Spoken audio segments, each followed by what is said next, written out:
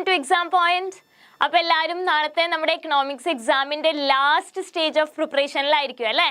അപ്പോൾ മിസ് ഇന്നലെ നമ്മുടെ കുറേ ക്വസ്റ്റ്യൻസ് നമ്മൾ ഡിസ്കസ് ചെയ്തു നമ്മുടെ പാർട്ട് 1 ആയിട്ട്. സോ ഇന്ന് നമ്മൾ ചെയ്യണത് എന്താ എന്ന് വെച്ച് കഴിഞ്ഞാൽ നമ്മുടെ പാർട്ട് 2, ഓക്കെ, എക്കണോമിക്സിൻ്റെ പാർട്ട് 2 ആണ് നമ്മൾ എന്ത് ചെയ്യാനായിട്ട് പോകുന്നത്, ഡിസ്കസ് ചെയ്യാനായിട്ട് പോകുന്നത്. ഫൈൻ, അപ്പോൾ എല്ലാവരും തുടങ്ങല്ലേ? എല്ലാവരും ശ്രദ്ധിച്ചിരിക്കുക. നമ്മൾ അത്രയും ഇമ്പോർട്ടൻ്റ് ആയിട്ടുള്ള ക്വസ്റ്റ്യൻസ് ആണ് നമ്മൾ ഇന്ന് ഡിസ്കസ് ചെയ്യുന്നത്. അപ്പോൾ എന്ത് ചെയ്യുക, ജസ്റ്റ് ഒരു 1.5 hours നമുക്ക് ഇന്നത്തെ ക്വസ്റ്റ്യൻസ് എല്ലാം തന്നെ എന്ത് ചെയ്യാം, വേഗം ഒന്ന് ഓടിച്ചു പോവാം കേട്ടോ. Okay fine.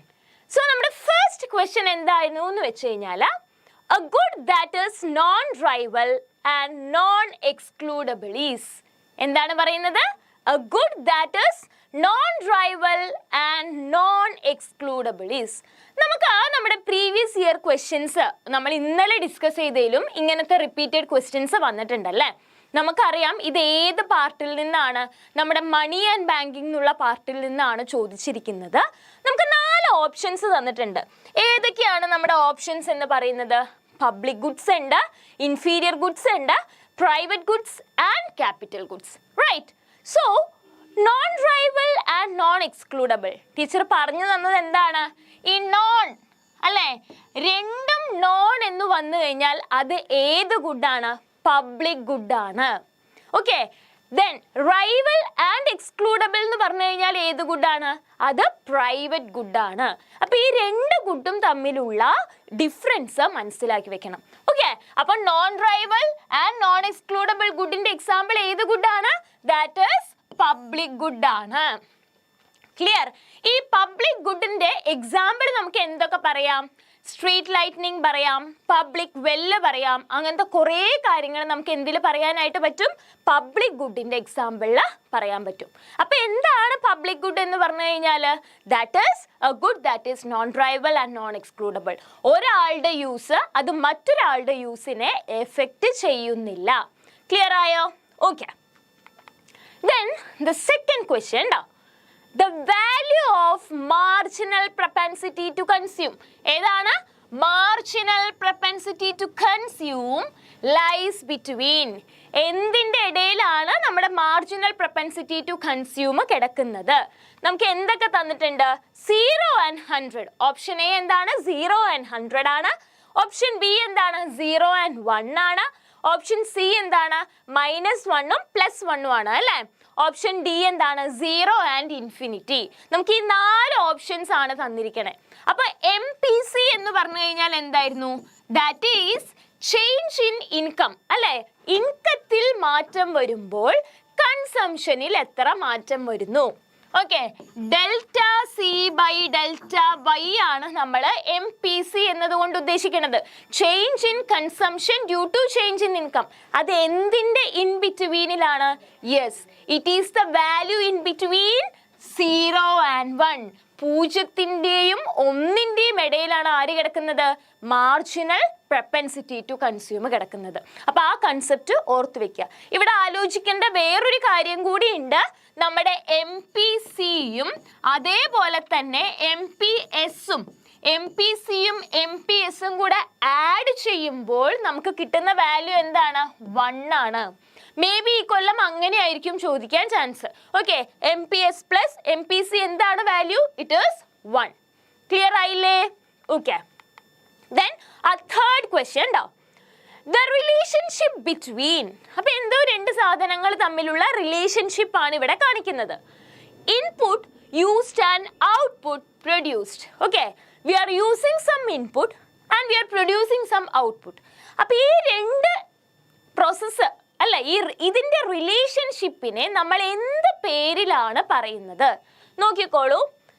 Option A revenue function, option B cost function, option C production function and option D demand function.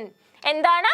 Option A revenue function, option B cost function, option C production function and option D demand function. ഇത് ഇൻപുട്ടും ഔട്ട്പുട്ടും ആയതുകൊണ്ട് തന്നെ ഇൻപുട്ടും ഔട്ട്പുട്ടും ആയതുകൊണ്ട് തന്നെ ഇത് ആരുമായിട്ട് റിലേറ്റ് ചെയ്തതാണ്? That is production. ആരുമായിട്ട് റിലേറ്റ് ചെയ്ത കൺസെപ്റ്റ് ആണ്? പ്രൊഡക്ഷനുമായിട്ട് റിലേറ്റ് ചെയ്ത കൺസെപ്റ്റ് ആണ്. അതുകൊണ്ട് തന്നെ ഈ പ്രോസസ്സിനെ നമ്മൾ എന്ത് പേരിലാണ് പറയുന്നത്? Option C, production function. എന്ത് പേരിലാ പറയണേ? Option C, production function. What is A production function? The production function shows the relationship between input used and output produced. Okay, normally a production function is classified into two. അല്ലേ? ഒരു പ്രൊഡക്ഷനെ നമ്മൾ രണ്ടാക്കി classify ചെയ്യുന്നു. ഏതൊക്കെയാണ് നമ്മുടെ രണ്ട് production function?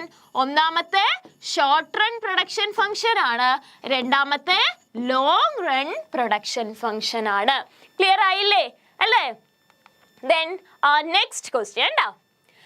Steel sheet used for making automobiles is an example of dash. Okay, automobiles ഉണ്ടാക്കാൻ നമ്മൾ യൂസ് ചെയ്യുന്ന സ്റ്റീൽ ഷീറ്റ് അല്ലെ, സ്റ്റീൽ ഷീറ്റ് എന്തിൻ്റെ എക്സാമ്പിൾ ആണ് എന്നാണ് ചോദിക്കണേ. So we know that here അവരുടെ ഔട്ട്കം എന്ന് പറയുന്നത് ഓട്ടോമൊബൈൽ ആണ്. ഇത് നമ്മുടെ ഔട്ട്കം ആണ്. അപ്പൊ ഈ ഔട്ട്കം ഉണ്ടാക്കാനുള്ള ഒരു റോ മെറ്റീരിയൽ ആണ് സ്റ്റീൽ ഷീറ്റ് അല്ലെ. ഇതെന്താണ്? ഇതൊരു റോ മെറ്റീരിയൽ ആണ്. അപ്പൊ ഇത്രയും ക്ലൂ നമുക്ക് എന്തെന്ന് കിട്ടി? ക്വസ്റ്റ്യൻ വായിച്ചപ്പോൾ തന്നെ നമുക്ക് കിട്ടി. ഫൈൻ. ഓപ്ഷൻസ് എന്തൊക്കെയാ? Consumer durables, final goods, consumption goods and option D intermediate goods. അപ്പൊ ഏതാണ് ഓപ്ഷൻ വരുന്നത്? നമുക്കറിയാം, it is option D, intermediate good അല്ലേ. ഓപ്ഷൻ ഡി ആയിട്ടുള്ള ഇന്റർമീഡിയറ്റ് ഗുഡ് ആണ്. കാരണം എന്താണ്? ഇന്റർമീഡിയറ്റ് ഗുഡ് എന്ന് പറഞ്ഞു കഴിഞ്ഞാൽ എന്തായിരുന്നു? Good that can be used as a raw material which can be used to make some other product അല്ലേ. വേറൊരു ഔട്ട്പുട്ട് ഉണ്ടാക്കാൻ വേണ്ടി നമ്മൾ യൂസ് ചെയ്യുന്ന ഒരു ഗുഡിനെയാണ് നമ്മൾ എന്തെന്ന് പറയണത്? Intermediate good. ഇതിന്റെ എക്സാമ്പിൾ എന്തായിരുന്നു? വീറ്റ് അല്ലേ. Wheat is an example for bread making company. Clear? അപ്പൊ ഇത്രയും കാര്യങ്ങൾ നമുക്ക് ഇന്റർമീഡിയറ്റ് ഗുഡ്സിൽ പറയാം. അപ്പൊ ഇന്റർമീഡിയറ്റ് ഗുഡ് വളരെ ഇമ്പോർട്ടൻ്റ് ആയിട്ടുള്ള ഒരു ടോപ്പിക്കാണ്. നാളെ ഹാളിലേക്ക് കയറാൻ പോകുന്ന മുമ്പ് നമ്മൾ കുറച്ച് പോയിന്റ്സ് റിവൈസ് ചെയ്യും അല്ലേ. അങ്ങനെ റിവൈസ് ചെയ്യുന്ന കൂട്ടത്തിലെ ഒരു പോയിന്റ് ആണ് ഇന്റർമീഡിയറ്റ് ഗുഡ് കേട്ടോ. അപ്പൊ ഇതെന്തായാലും ചോദിക്കും. ഒരു 2 മാർക്സിനാണെങ്കിൽ പോലും എന്താണ് ഇത്? നമുക്കൊരു ഷുവർ ക്വസ്റ്റ്യൻ ആയിട്ട് പ്രതീക്ഷിക്കാം. Fine. Then next question. The difference between a firm's total revenue and its total cost. ഒരു ഫേമിന്റെ മൊത്ത വരുമാനവും മൊത്ത ചെലവും തമ്മിലുള്ള വ്യത്യാസത്തിനെ നമ്മൾ എന്താണ് പറയുന്നത്? ഓക്കെ, എന്താണ്? ഒരു ഫേമിന്റെ ടോട്ടൽ റവന്യൂവും ടോട്ടൽ കോസ്റ്റും, ടോട്ടൽ റവന്യൂവും ടോട്ടൽ കോസ്റ്റും തമ്മിലുള്ള വ്യത്യാസത്തിന് നമ്മൾ എന്ത് പേരിലാണ് അറിയണത്? V know that is profit. എന്ത് പേരിലാണ് നമ്മളത് പറയുന്നത്? പ്രോഫിറ്റ് ആണ് അല്ലേ. കാരണം എന്താണ്? Profit is the difference between total revenue and total cost അല്ലേ. ഒരു കമ്പനിക്ക് 500 രൂപ ടോട്ടൽ റവന്യൂ കിട്ടി, 300 രൂപ ചെലവായി. അപ്പൊ അവരുടെ പ്രോഫിറ്റ് എന്ന് പറഞ്ഞു കഴിഞ്ഞാൽ എന്താണ്? 200 രൂപയാണ്. ഫൈൻ. സോ ആവറേജ് പ്രൊഡക്റ്റ് തന്നിട്ടുണ്ട്, നമുക്കറിയാം അതല്ല. പ്രോഫിറ്റ് ഉണ്ട്, ആവറേജ് കോസ്റ്റ് ഉണ്ട്, ആവറേജ് വേരിയബിൾ കോസ്റ്റ് ഉണ്ട്. ഇതൊന്നും അല്ല അല്ലേ. നമ്മുടെ ആൻസർ ഏതാണ്? ഓപ്ഷൻ ബി ആയിട്ടുള്ള പ്രോഫിറ്റ് അഥവാ ലാഭമാണ്. Okay. So next question. For whom to produce is the problem which is related to. Okay, എന്താണ് നമ്മുടെ ക്വസ്റ്റ്യൻ? Whom to produce. നമ്മുടെ ഫസ്റ്റ് ചാപ്റ്ററിൽ നമ്മൾ what are the major central problems of an economy പഠിച്ചിട്ടുണ്ട്. എന്തായിരുന്നു ഒരു ഇക്കോണമിയുടെ സെൻട്രൽ പ്രോബ്ലംസ് എന്ന രീതിയിൽ നമുക്ക് പറയാൻ പറ്റിയിരുന്നത്? That is whom to produce, what to produce, when to produce, how to produce അല്ലേ. ഇതൊക്കെയാണ് നമ്മൾ major central problem of the economy ആയിട്ട് നമ്മൾ പറഞ്ഞുകൊണ്ടിരുന്നത്. അങ്ങനെയാണെങ്കിൽ ഇവിടെ എന്താണ് ചോദ്യം? For whom to produce. എന്താണ് ക്വസ്റ്റ്യൻ? ഹൂം ടു പ്രൊഡ്യൂസ് ആരുമായിട്ട് റിലേറ്റ് ചെയ്ത് കിടക്കുന്നു? ടെക്നോളജി ഓഫ് പ്രൊഡക്ഷൻ ആണോ?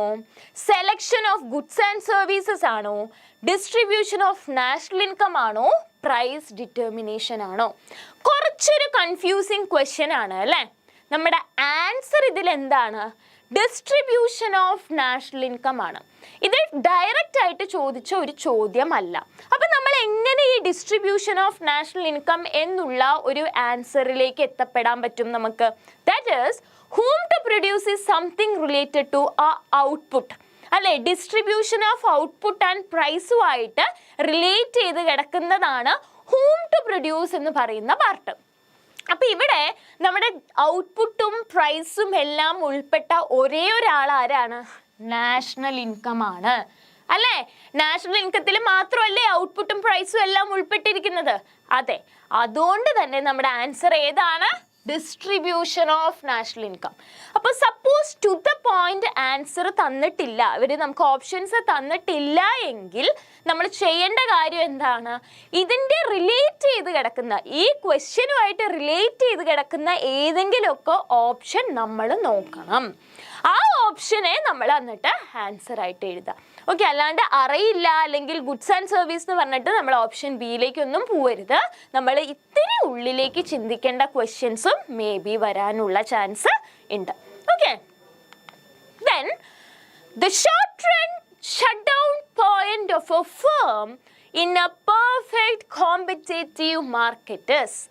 പെർഫെക്റ്റ് കോമ്പറ്റേറ്റീവ് മാർക്കറ്റിൽ ഒരു short run shut down point എങ്ങനെയാണ് എന്നാണ് ചോദിക്കുന്നത്.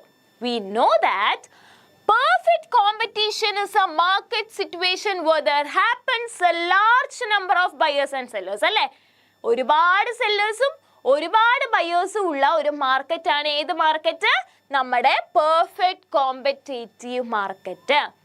ഈ പെർഫെക്റ്റ് കോമ്പറ്റേറ്റീവ് മാർക്കറ്റിൽ ഫ്രീ എൻട്രിയും ഫ്രീ എക്സിറ്റും ഉണ്ട് അല്ലെ? ഫ്രീ എൻട്രിയും ഉണ്ട്, ഫ്രീ എക്സിറ്റും ഉണ്ട്. അതുകൊണ്ട് തന്നെ ഒരു ഷട്ട് ഡൗൺ പോയിന്റിൽ എത്താൻ ഒരു ഫേം നിൽക്കുവോ? ഇല്ല. അപ്പൊ എപ്പോഴായിരിക്കും ഒരു ഫേമിന് ഷട്ട് ഡൗൺ പോയിന്റിലേക്ക് എത്തപ്പെടാനായിട്ട് പറ്റുക? ദാറ്റ് ഈസ്, നമുക്ക് എത്ര ഓപ്ഷൻസാ തന്നിരിക്കണേ നോക്കൂ. Price equal to average cost, price equal to total cost, price equal to total variable cost and price equal to average variable cost. അപ്പോൾ നമ്മുടെ പ്രൈസ് ഒരു മിനിമം എസിക്ക് താഴെ പോയി കഴിഞ്ഞാൽ ആ കമ്പനിയിൽ എന്ത് സംഭവിക്കും? ഒരു ഷട്ട് ഡൗൺ ആയിട്ട് മാറും. Okay, so our answer is price equals average cost. Then our next question now. The rate at which one currency exchanged for another currency. ഒരു കറൻസി മറ്റൊരു കറൻസിയുമായിട്ട് എക്സ്ചേഞ്ച് ചെയ്യുന്ന പ്രോസസ്സിനെ നമ്മൾ എന്ത് പേരിലാണ് വിളിക്കുന്നത്? ഓക്കെ, എന്താണ് question? Exchange of one currency in terms of another currency. For example, Indian rupee can be exchanged with American dollar. Right, അങ്ങനെയാണെങ്കിൽ നമ്മുടെ ഓപ്ഷൻസ് എന്തൊക്കെയാണ്? റേറ്റ് ഓഫ് ഇൻട്രസ്റ്റ് തന്നിട്ടുണ്ട്, റേറ്റ് ഓഫ് അൺഎംപ്ലോയ്മെന്റ് തന്നിട്ടുണ്ട്, റേറ്റ് ഓഫ് ഇൻഫ്ലേഷൻ തന്നിട്ടുണ്ട്, rate of exchange തന്നിട്ടുണ്ട്. ഇതിൽ നമ്മുടെ answer ഏതാണ്? That is rate of exchange ആണ്. അപ്പം ഇങ്ങനെ ഒരു ചോദ്യം കാണുമ്പോൾ നിങ്ങൾക്ക് ചിലപ്പോൾ ആൻസർ കിട്ടിയില്ല എന്ന് വിചാരിക്കുക. ഇതെല്ലാം ഒരുപോലെ ഉണ്ട്, നമുക്ക് ആൻസർ കിട്ടിയില്ലെങ്കിൽ നമുക്ക് എങ്ങനെ വേറൊരു ട്രിക്ക് യൂസ് ചെയ്യാം? ഇവിടെ നമ്മൾ എക്സ്ചേഞ്ച് എന്നൊരു വേർഡ് കണ്ടു അല്ലേ? ഈ എക്സ്ചേഞ്ച് എന്നുള്ള വേർഡ് ഇതിൽ ഏതാ നോക്കുക. That is the rate of exchange. അപ്പോൾ ഒരു വഴിയില്ലെങ്കിൽ നിങ്ങൾ എന്ത് ചെയ്യണം? ഇങ്ങനത്തെ ചെറിയ ട്രിക്കൊക്കെ യൂസ് ചെയ്യുക. ചിലപ്പോൾ എല്ലാം നമുക്ക് അങ്ങനെ പറ്റണമെന്നില്ല, എന്നാലും ലാസ്റ്റ് നമ്മൾ നോക്കുക, നമുക്കൊരു ക്വസ്റ്റ്യൻ ആൻസർ മനസ്സിലാവുമല്ലോ. അപ്പോൾ നമുക്ക് ഇങ്ങനത്തെ ചെറിയ ട്രിക്കുകളൊക്കെ ഉപയോഗിക്കാം. Okay, then next question. The institutions that regulates the money supply in India. ഇന്ത്യയിൽ മണി സപ്ലൈ നടത്തുന്ന റെഗുലേറ്റ് ചെയ്യുന്ന ഇൻസ്റ്റിറ്റ്യൂഷൻ ഏതാണ്? നബാർഡ് ഉണ്ട്, RBI ഉണ്ട്, വേൾഡ് ട്രേഡ് ഓർഗനൈസേഷൻ WTO ഉണ്ട്, ആൻഡ് സെബി ഉണ്ട്. ഏതാണ് നമ്മുടെ option? Option B is the answer, that is RBI or the Reserve Bank of India. Reserve Bank of ഇന്ത്യയുടെ ഫങ്ഷൻസ് ടീച്ചർ അഗെയിൻ പറയുന്നു, ഊന്നൽ കൊടുത്ത് പഠിച്ചോളാം. കാരണം അതെന്തായാലും ചോദിക്കും. നിങ്ങൾ പഠിച്ചിട്ടുണ്ടാവും എന്നറിയാം, അതുകൊണ്ട് തന്നെ എന്ത് ചെയ്യുക, അത് നന്നായിട്ടൊന്ന് റിവൈസ് ചെയ്യുക. അതിൻ്റെ പോയിന്റ്സ് നന്നായിട്ടൊന്ന് റിവൈസ് ചെയ്തോളാം. ഒരു essay ക്വസ്റ്റ്യന് ചാൻസ് ഉള്ള ഒരു ക്വസ്റ്റ്യൻ ആണ്. ഓക്കെ, അപ്പൊ റിസർവ് ബാങ്ക് ഓഫ് ഇന്ത്യനെ കുറിച്ച് നമുക്ക് വേറെ എന്തൊക്കെ പറയാം? ഇറ്റ് വാസ് എസ്റ്റാബ്ലിഷ്ഡ് ഇൻ 1935 അല്ലേ? 1935 reserve Bank of India establish ചെയ്തത്. കറന്റ്ലി അതിന്റെ ഹെഡ് ക്വാർട്ടേഴ്സ് എവിടെയാണ്? It head quarters is in Mumbai. Its headquarters is in Mumbai. Okay? Then, if consumers' income increases, ഒരു കൺസ്യൂമറുടെ വരുമാനം കൂടി, the demand for inferior goods എന്ത് സംഭവിക്കും? ഒരു കൺസ്യൂമറിന്റെ ഇൻകം കൂടിയാൽ ഇൻഫീരിയർ ഗുഡിന്റെ ഡിമാൻഡ് എന്ത് സംഭവിക്കും? Option A increase, option B constant, option C decrease, option D none of this. അപ്പോൾ ഇവിടെ ഏതൊക്കെയാണ്? ഇൻകം ഇൻക്രീസും ഇൻഫീരിയർ ഗുഡ്സും ആണ്. എന്താണ് ഒരു ഇൻഫീരിയർ ഗുഡ്സ്? ഓപ്ഷൻ അറിയണമെങ്കിൽ എന്താണ് ഇൻഫീരിയർ ഗുഡ് എന്ന് അറിയണം അല്ലേ? What is an inferior good? Yes, inferior goods are goods that we buy less when our income increases. നമ്മുടെ വരുമാനം കൂടുമ്പോൾ നമ്മൾ കുറച്ച് വാങ്ങുന്നതിനെ ഇൻഫീരിയർ ഗുഡ്സ് എന്ന് പറയും. നമ്മുടെ വരുമാനം കുറയുമ്പോൾ നമ്മൾ ഇൻഫീരിയർ ഗുഡ്സ് എന്ത് ചെയ്യും? കൂടുതൽ വാങ്ങും. ഓക്കെ, ഫോർ എക്സാമ്പിൾ നമ്മുടെ ഗ്രേറ്റ് ഡിപ്രഷൻ സമയത്തൊക്കെ നമ്മൾ പൊട്ടാറ്റോസ് അല്ലേ, പൊട്ടാറ്റോസും ബ്രെഡ്സും ഒക്കെ നമുക്ക് ഇൻഫീരിയർ ഗുഡിൻ്റെ എക്സാമ്പിൾ ആയിട്ടാണ് നമുക്ക് പറയാൻ പറ്റണത്. കാരണം എന്താണെന്നറിയോ? ഈ ഇൻഫീരിയർ ഗുഡ് ഇൻകം കൂടുമ്പോൾ നമ്മൾ എന്ത് ചെയ്യില്ല? പൊട്ടാറ്റോസും ബ്രെഡ്സും ഒന്നും വാങ്ങില്ല എന്നാണ് പറയുന്നത്. ഇൻഫീരിയർ ഗുഡിൻ്റെ കൺസംഷൻ നമ്മൾ കുറയ്ക്കും. So whether the income increases, the demand for inferior good decreases. Clear? Whether the income decreases, the demand for inferior good increases. ഇത് എന്ത് ചെയ്യണം? ക്ലിയർ ആയിട്ട് പഠിക്കുക.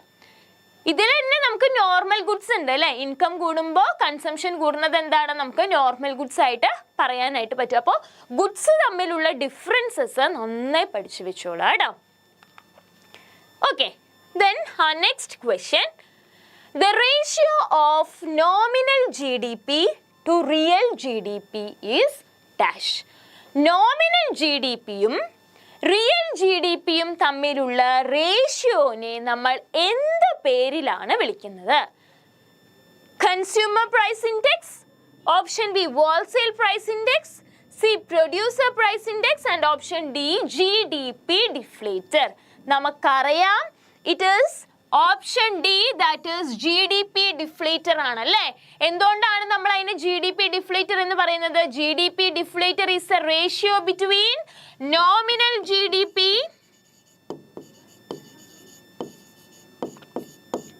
By real GDP. നോമിനൽ GDPയും റിയൽ GDPയും തമ്മിലുള്ള റേഷ്യോ ആണ്. അങ്ങനെയാണെങ്കിൽ നോമിനൽ GDP എന്തായിരുന്നു? അത് ഏത് ഇയറിനെ കുറിച്ചായിരുന്നു കാണിച്ചിരുന്നത്? Current year. ഏത് ഇയറിനെ കുറിച്ചായിരുന്നു കാണിച്ചുകൊണ്ടിരുന്നത്? കറണ്ട് ഇയർ ആണ്. അപ്പൊ റിയൽ GDP എന്തിനെ കുറിച്ചാണ് കാണിച്ചുകൊണ്ടിരുന്നത്? That is base year. Okay, അപ്പൊ ഇത് തെറ്റരുത്.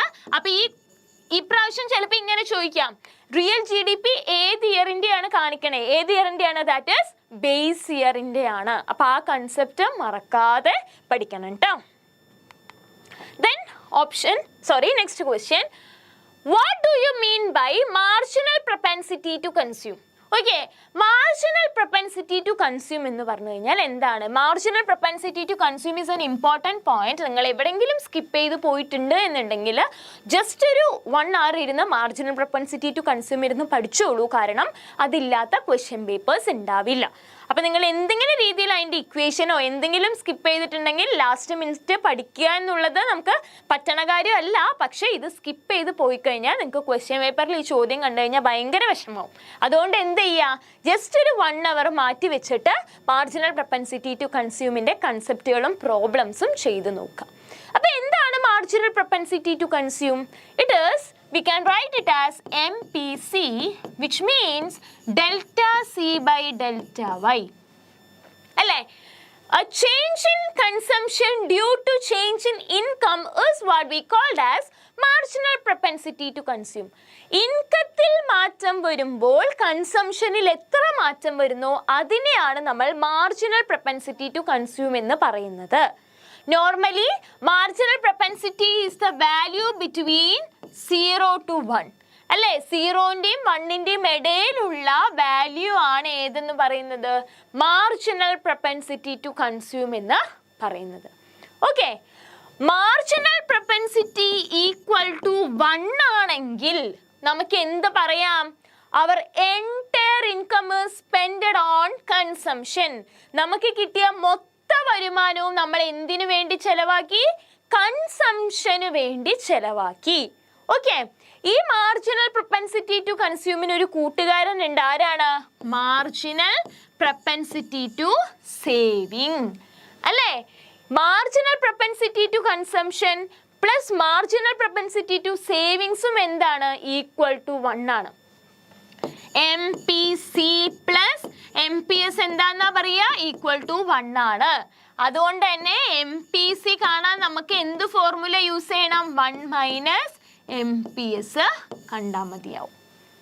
Okay, so marginal propensity to consume എന്ന് പറഞ്ഞു കഴിഞ്ഞാൽ change in income due to change in consumption due to change in income, delta C by delta Y. ആ കാര്യം തെറോ ആയിട്ട് മനസ്സിലാലോചിക്കുക. Delta C by delta Y, ആ ചേഞ്ചിനെയാണ് നമ്മൾ ഡെൽറ്റ യൂസ് ചെയ്ത് ചെയ്യുന്നത്. അപ്പൊ വെറും സി ബൈ വൈ ആണെങ്കിൽ എന്താണ്? വെറുതെ ഒരു സി ബൈ വൈ ആണെങ്കിൽ എന്തായിരിക്കും അതിനെ പറയാ? That is average propensity to consume. അതിനെ നമ്മൾ എന്ത് പേരിലാണ് അറിയപ്പെടുന്നത്? Average propensity to consume. ഇത് രണ്ടും മാറരുത് കേട്ടോ. ഓപ്ഷൻ ചിലപ്പോൾ അങ്ങോട്ടോ ഇങ്ങോട്ടോ മാറി വരാം. ഡെൽറ്റ ഇല്ലെങ്കിൽ ആവറേജും, ഡെൽറ്റ ഉണ്ടെങ്കിൽ അത് മാർജിനൽ പ്രൊപ്പൻസിറ്റി ടു കൺസ്യൂമും ആണ്. Okay, then mention any 2 factors determining the supply curve of a firm. ഒരു ഫേമിന്റെ സപ്ലൈ കർവിനെ ബാധിക്കുന്ന, എഫക്റ്റ് ചെയ്യുന്ന 2 കാര്യങ്ങൾ പറയാനാണ് പറയുന്നത്. സിമ്പിൾ ക്വസ്റ്റ്യൻ അല്ലേ? നമുക്കറിയാം ഇതാണ് നമ്മുടെ സപ്ലൈ കർവ് അല്ലേ? ഇതാണ് നമ്മുടെ supply curve. So what you mean by a supply?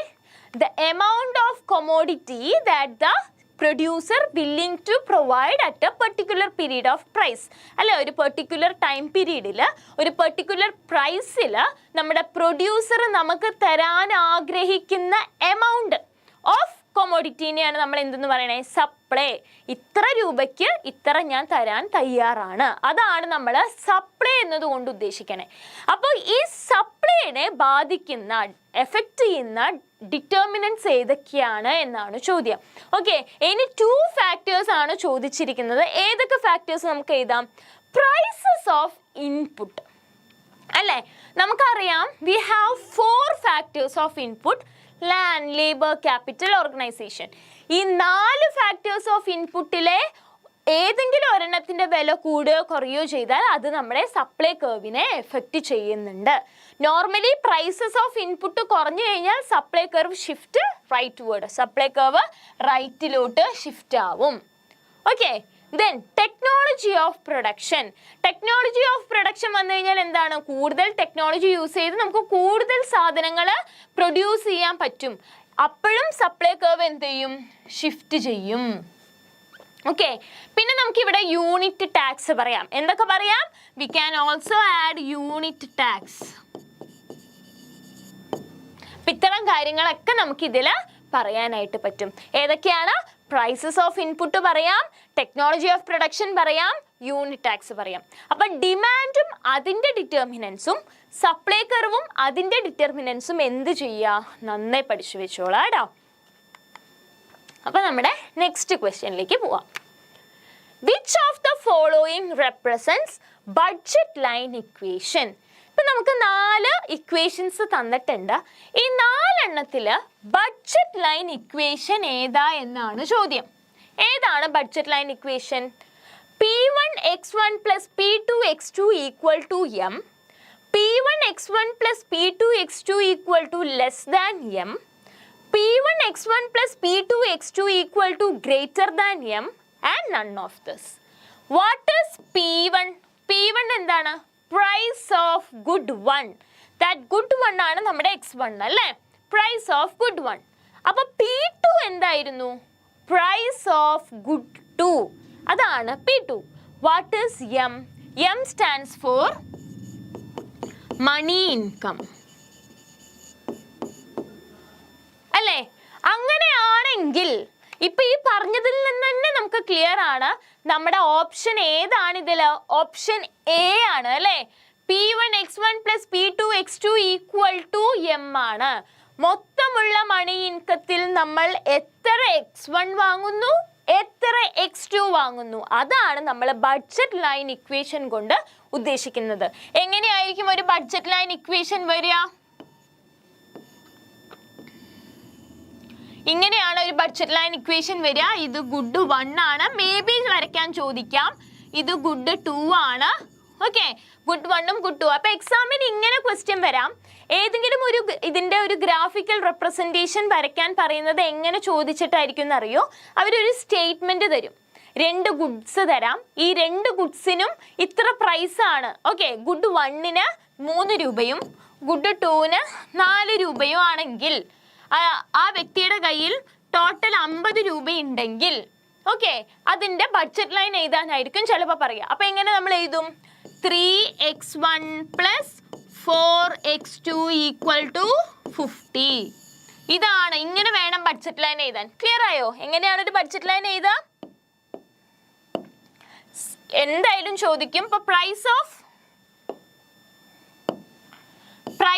Good 1 3 രൂപ എന്ന് തന്നു. പ്രൈസ് ഓഫ് ഗുഡ് 2 നമുക്ക് 5 രൂപ എന്ന് തന്നു. ആ വ്യക്തിയുടെ മണി ഇൻകം 50 രൂപ എന്ന് തരും. ക്വസ്റ്റ്യനിൽ ഉണ്ടാവും. അവര് സെക്ഷൻ എ ചിലപ്പോൾ ഇങ്ങനെയായിരിക്കും, write down the budget line equation. Budget line equation എഴുതാൻ പറഞ്ഞാൽ നമുക്ക് അറിയണം എന്താണ് budget line equation.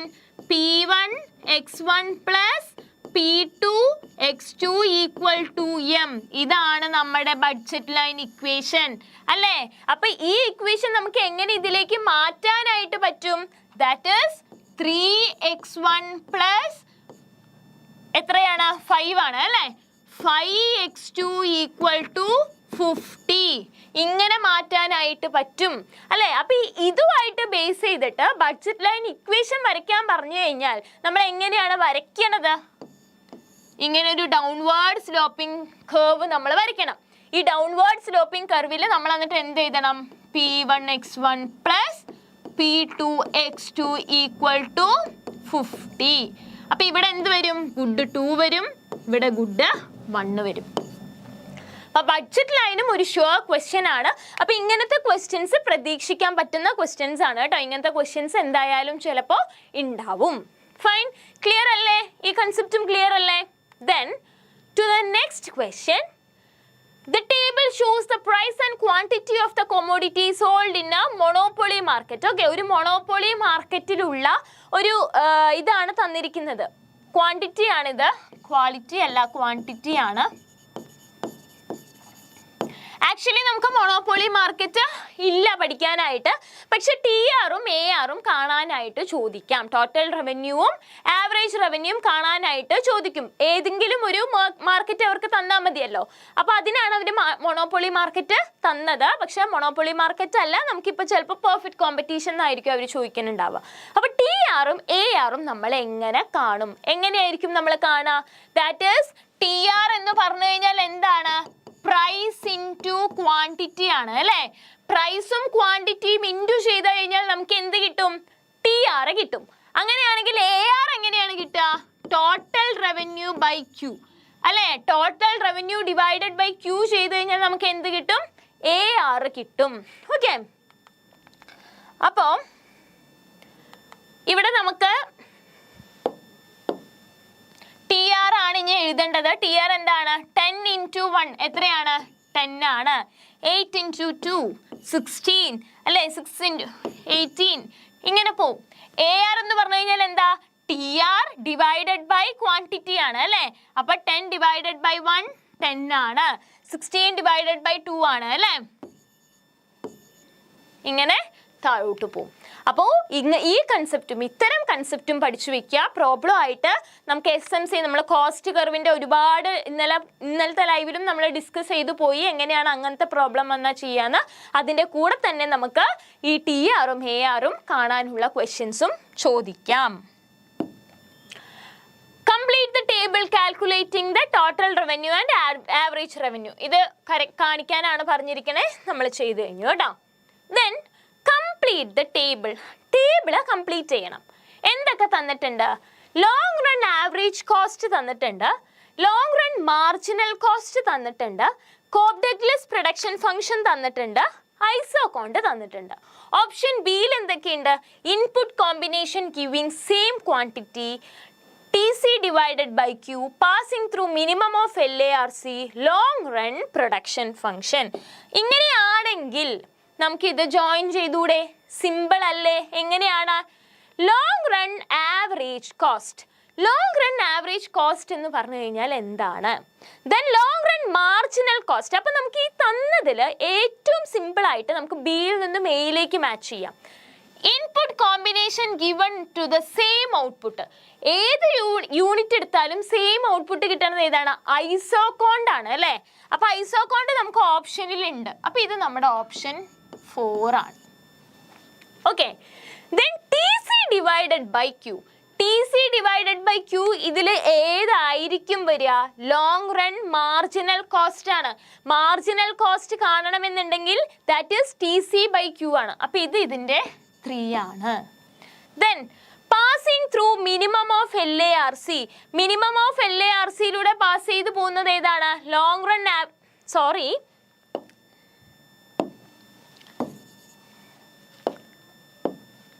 Passing through minimum of LARC ഏതാണ്? മാർജിനൽ കോസ്റ്റ് ആണ് അല്ലേ? നമുക്ക് ഇങ്ങനെയാണ് ഗ്രാഫ് വരുന്നത്. ഇത് AC ആണെങ്കിൽ ഇങ്ങനെയാണ് MC വരുന്നത്. അപ്പൊ ഇത് നമ്മുടെ എന്താണ്? ഓപ്ഷൻ 3 ആണ്. 2 ആണ്, ഓപ്ഷൻ 2 ആണ്. മിനിമം ഓഫ് മാർജിനൽ കോസ്റ്റ് ആണ്. ടോട്ടൽ കോസ്റ്റ് TC ബൈ ഇത് ആവറേജ് ആണ് കേട്ടോ.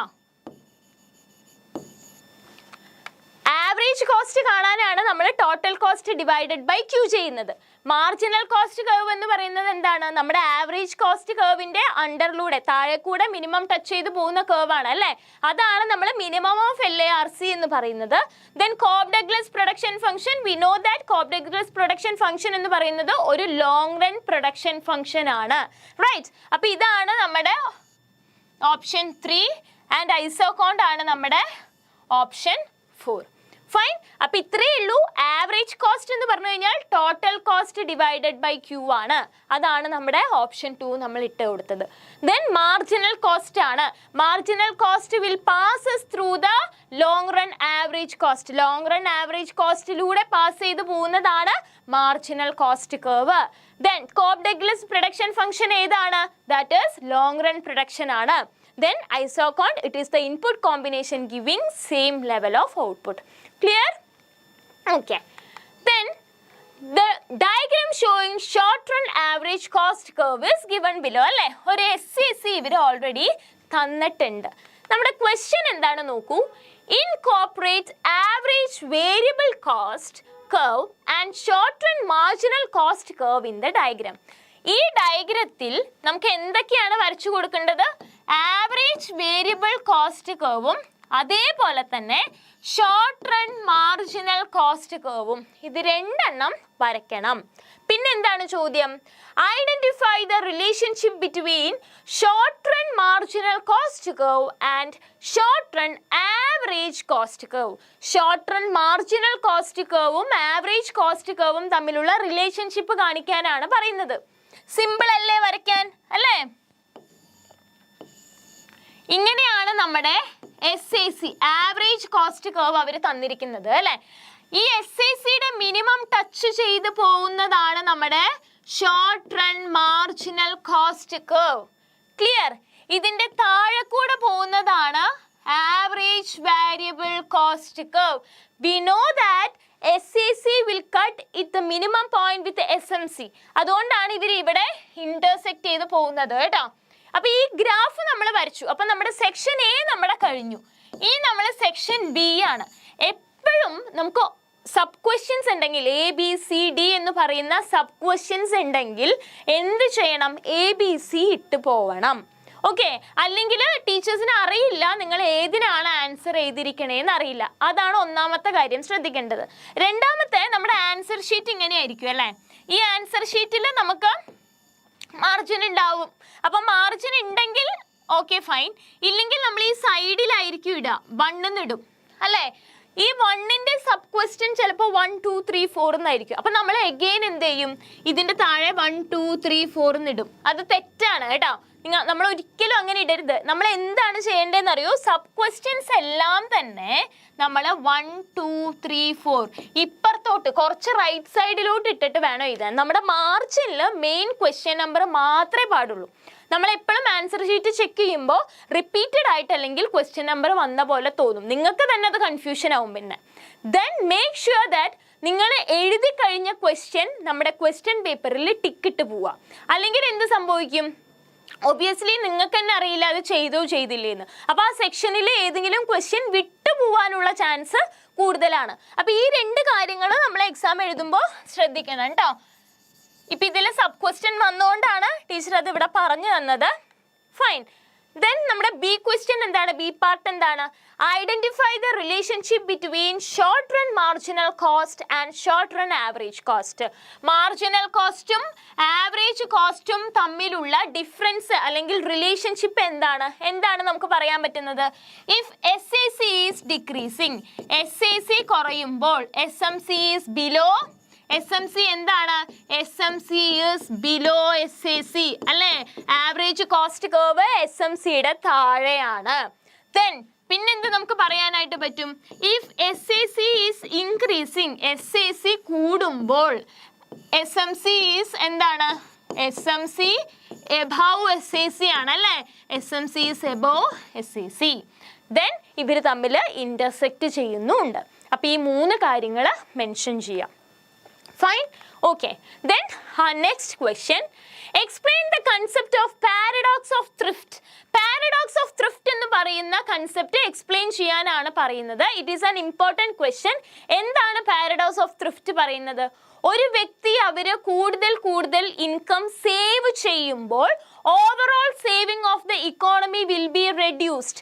മൊത്തത്തിൽ ഇക്കോണമിയുടെ എന്താണ് സേവിങ്സ് കുറയുന്നു എന്നാണ് പാരഡോക്സ് ഓഫ് ത്രിഫ്റ്റ് പറയുന്നത്. അതിന്റെ മെക്കാനിസം എങ്ങനെയായിരുന്നു, ഒരു ഇൻഡിവിജ്വലുടെ സേവിങ്സ് കൂടുമ്പോൾ ഞാൻ സേവ് ചെയ്തുകൊണ്ടേയിരുന്നു.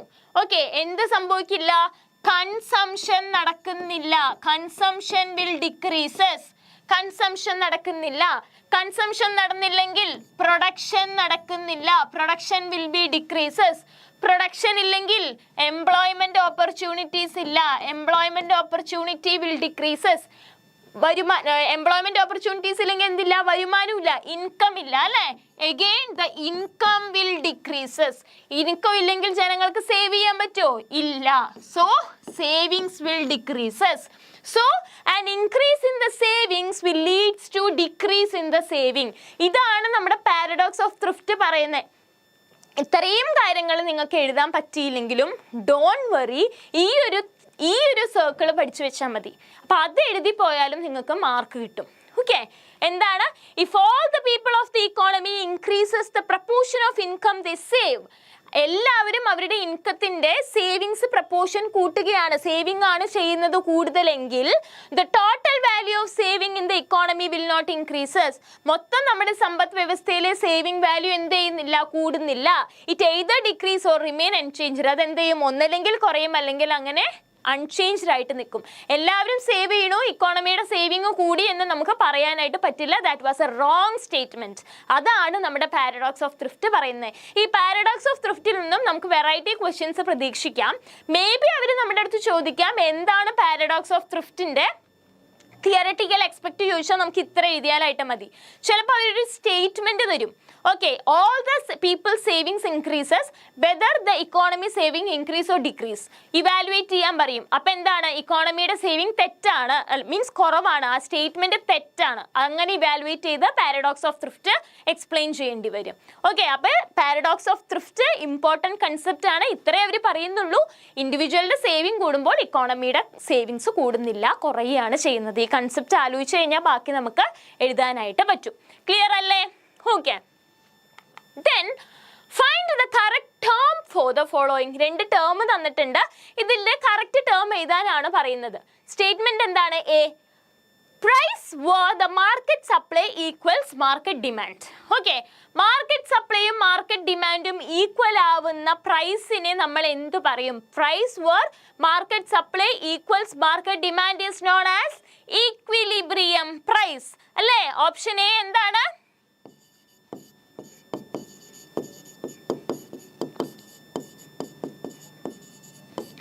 ഇക്വിലിബ്രിയം പ്രൈസ് ആണ്. കാരണം നമുക്കറിയാം നമ്മുടെ ഒരു ഇക്കോണമിയിലെ ഡിമാൻഡ് കർവ് ഇങ്ങനെയാണ് അല്ലേ? ഈ ഡിമാൻഡ് കർവിലെ ഡിമാൻഡും ഇത് സപ്ലൈ ആണ്. ഇത് കൂട്ടിമുട്ടുമ്പോൾ ഇക്കോണമി എന്തിലാവും? ഇക്വിലിബ്രിയത്തിലാവും. മാർക്കറ്റ് ഇക്വിലിബ്രിയം സംഭവിക്കും. മാർക്കറ്റ് ഇക്വിലിബ്രിയം സംഭവിക്കുമ്പോൾ നമ്മൾ കൊടുക്കുന്ന ക്വാണ്ടിറ്റിയെ നമ്മൾ ഇക്വിലിബ്രിയം ക്വാണ്ടിറ്റി എന്നും, മാർക്കറ്റ് ഇക്വിലിബ്രിയം സംഭവിക്കുമ്പോൾ നമ്മൾ കൊടുക്കുന്ന പ്രൈസിനെ ഇക്വിലിബ്രിയം പ്രൈസും എന്നുമാണ് നമ്മൾ പറയുന്നത്. റൈറ്റ്? അപ്പൊ ഇങ്ങനെ പ്രൈസും ക്വാണ്ടിറ്റിയും കൂടെ വരുന്നതിനെയാണ് നമ്മൾ മാർക്കറ്റ് ഡിറ്റർമിനേഷൻ അല്ലെങ്കിൽ മാർക്കറ്റ് ഡിമാൻഡ് എന്ന് പറയുന്നത്, അല്ലെങ്കിൽ മാർക്കറ്റ് ഇക്വിലിബ്രിയം എന്ന് പറയുന്നത്. So M D equal to M S ആവുമ്പോൾ ഉള്ളതിന്റെ പ്രൈസിനെ നമ്മൾ എന്താണ് പറയുന്നത്? ഇക്വിലിബ്രിയം പ്രൈസ് ആണ്. ഫൈൻ. ദെൻ ഓപ്ഷൻ ബി നോക്കിക്കോളൂ. The government imposed upper limit on the price of a good.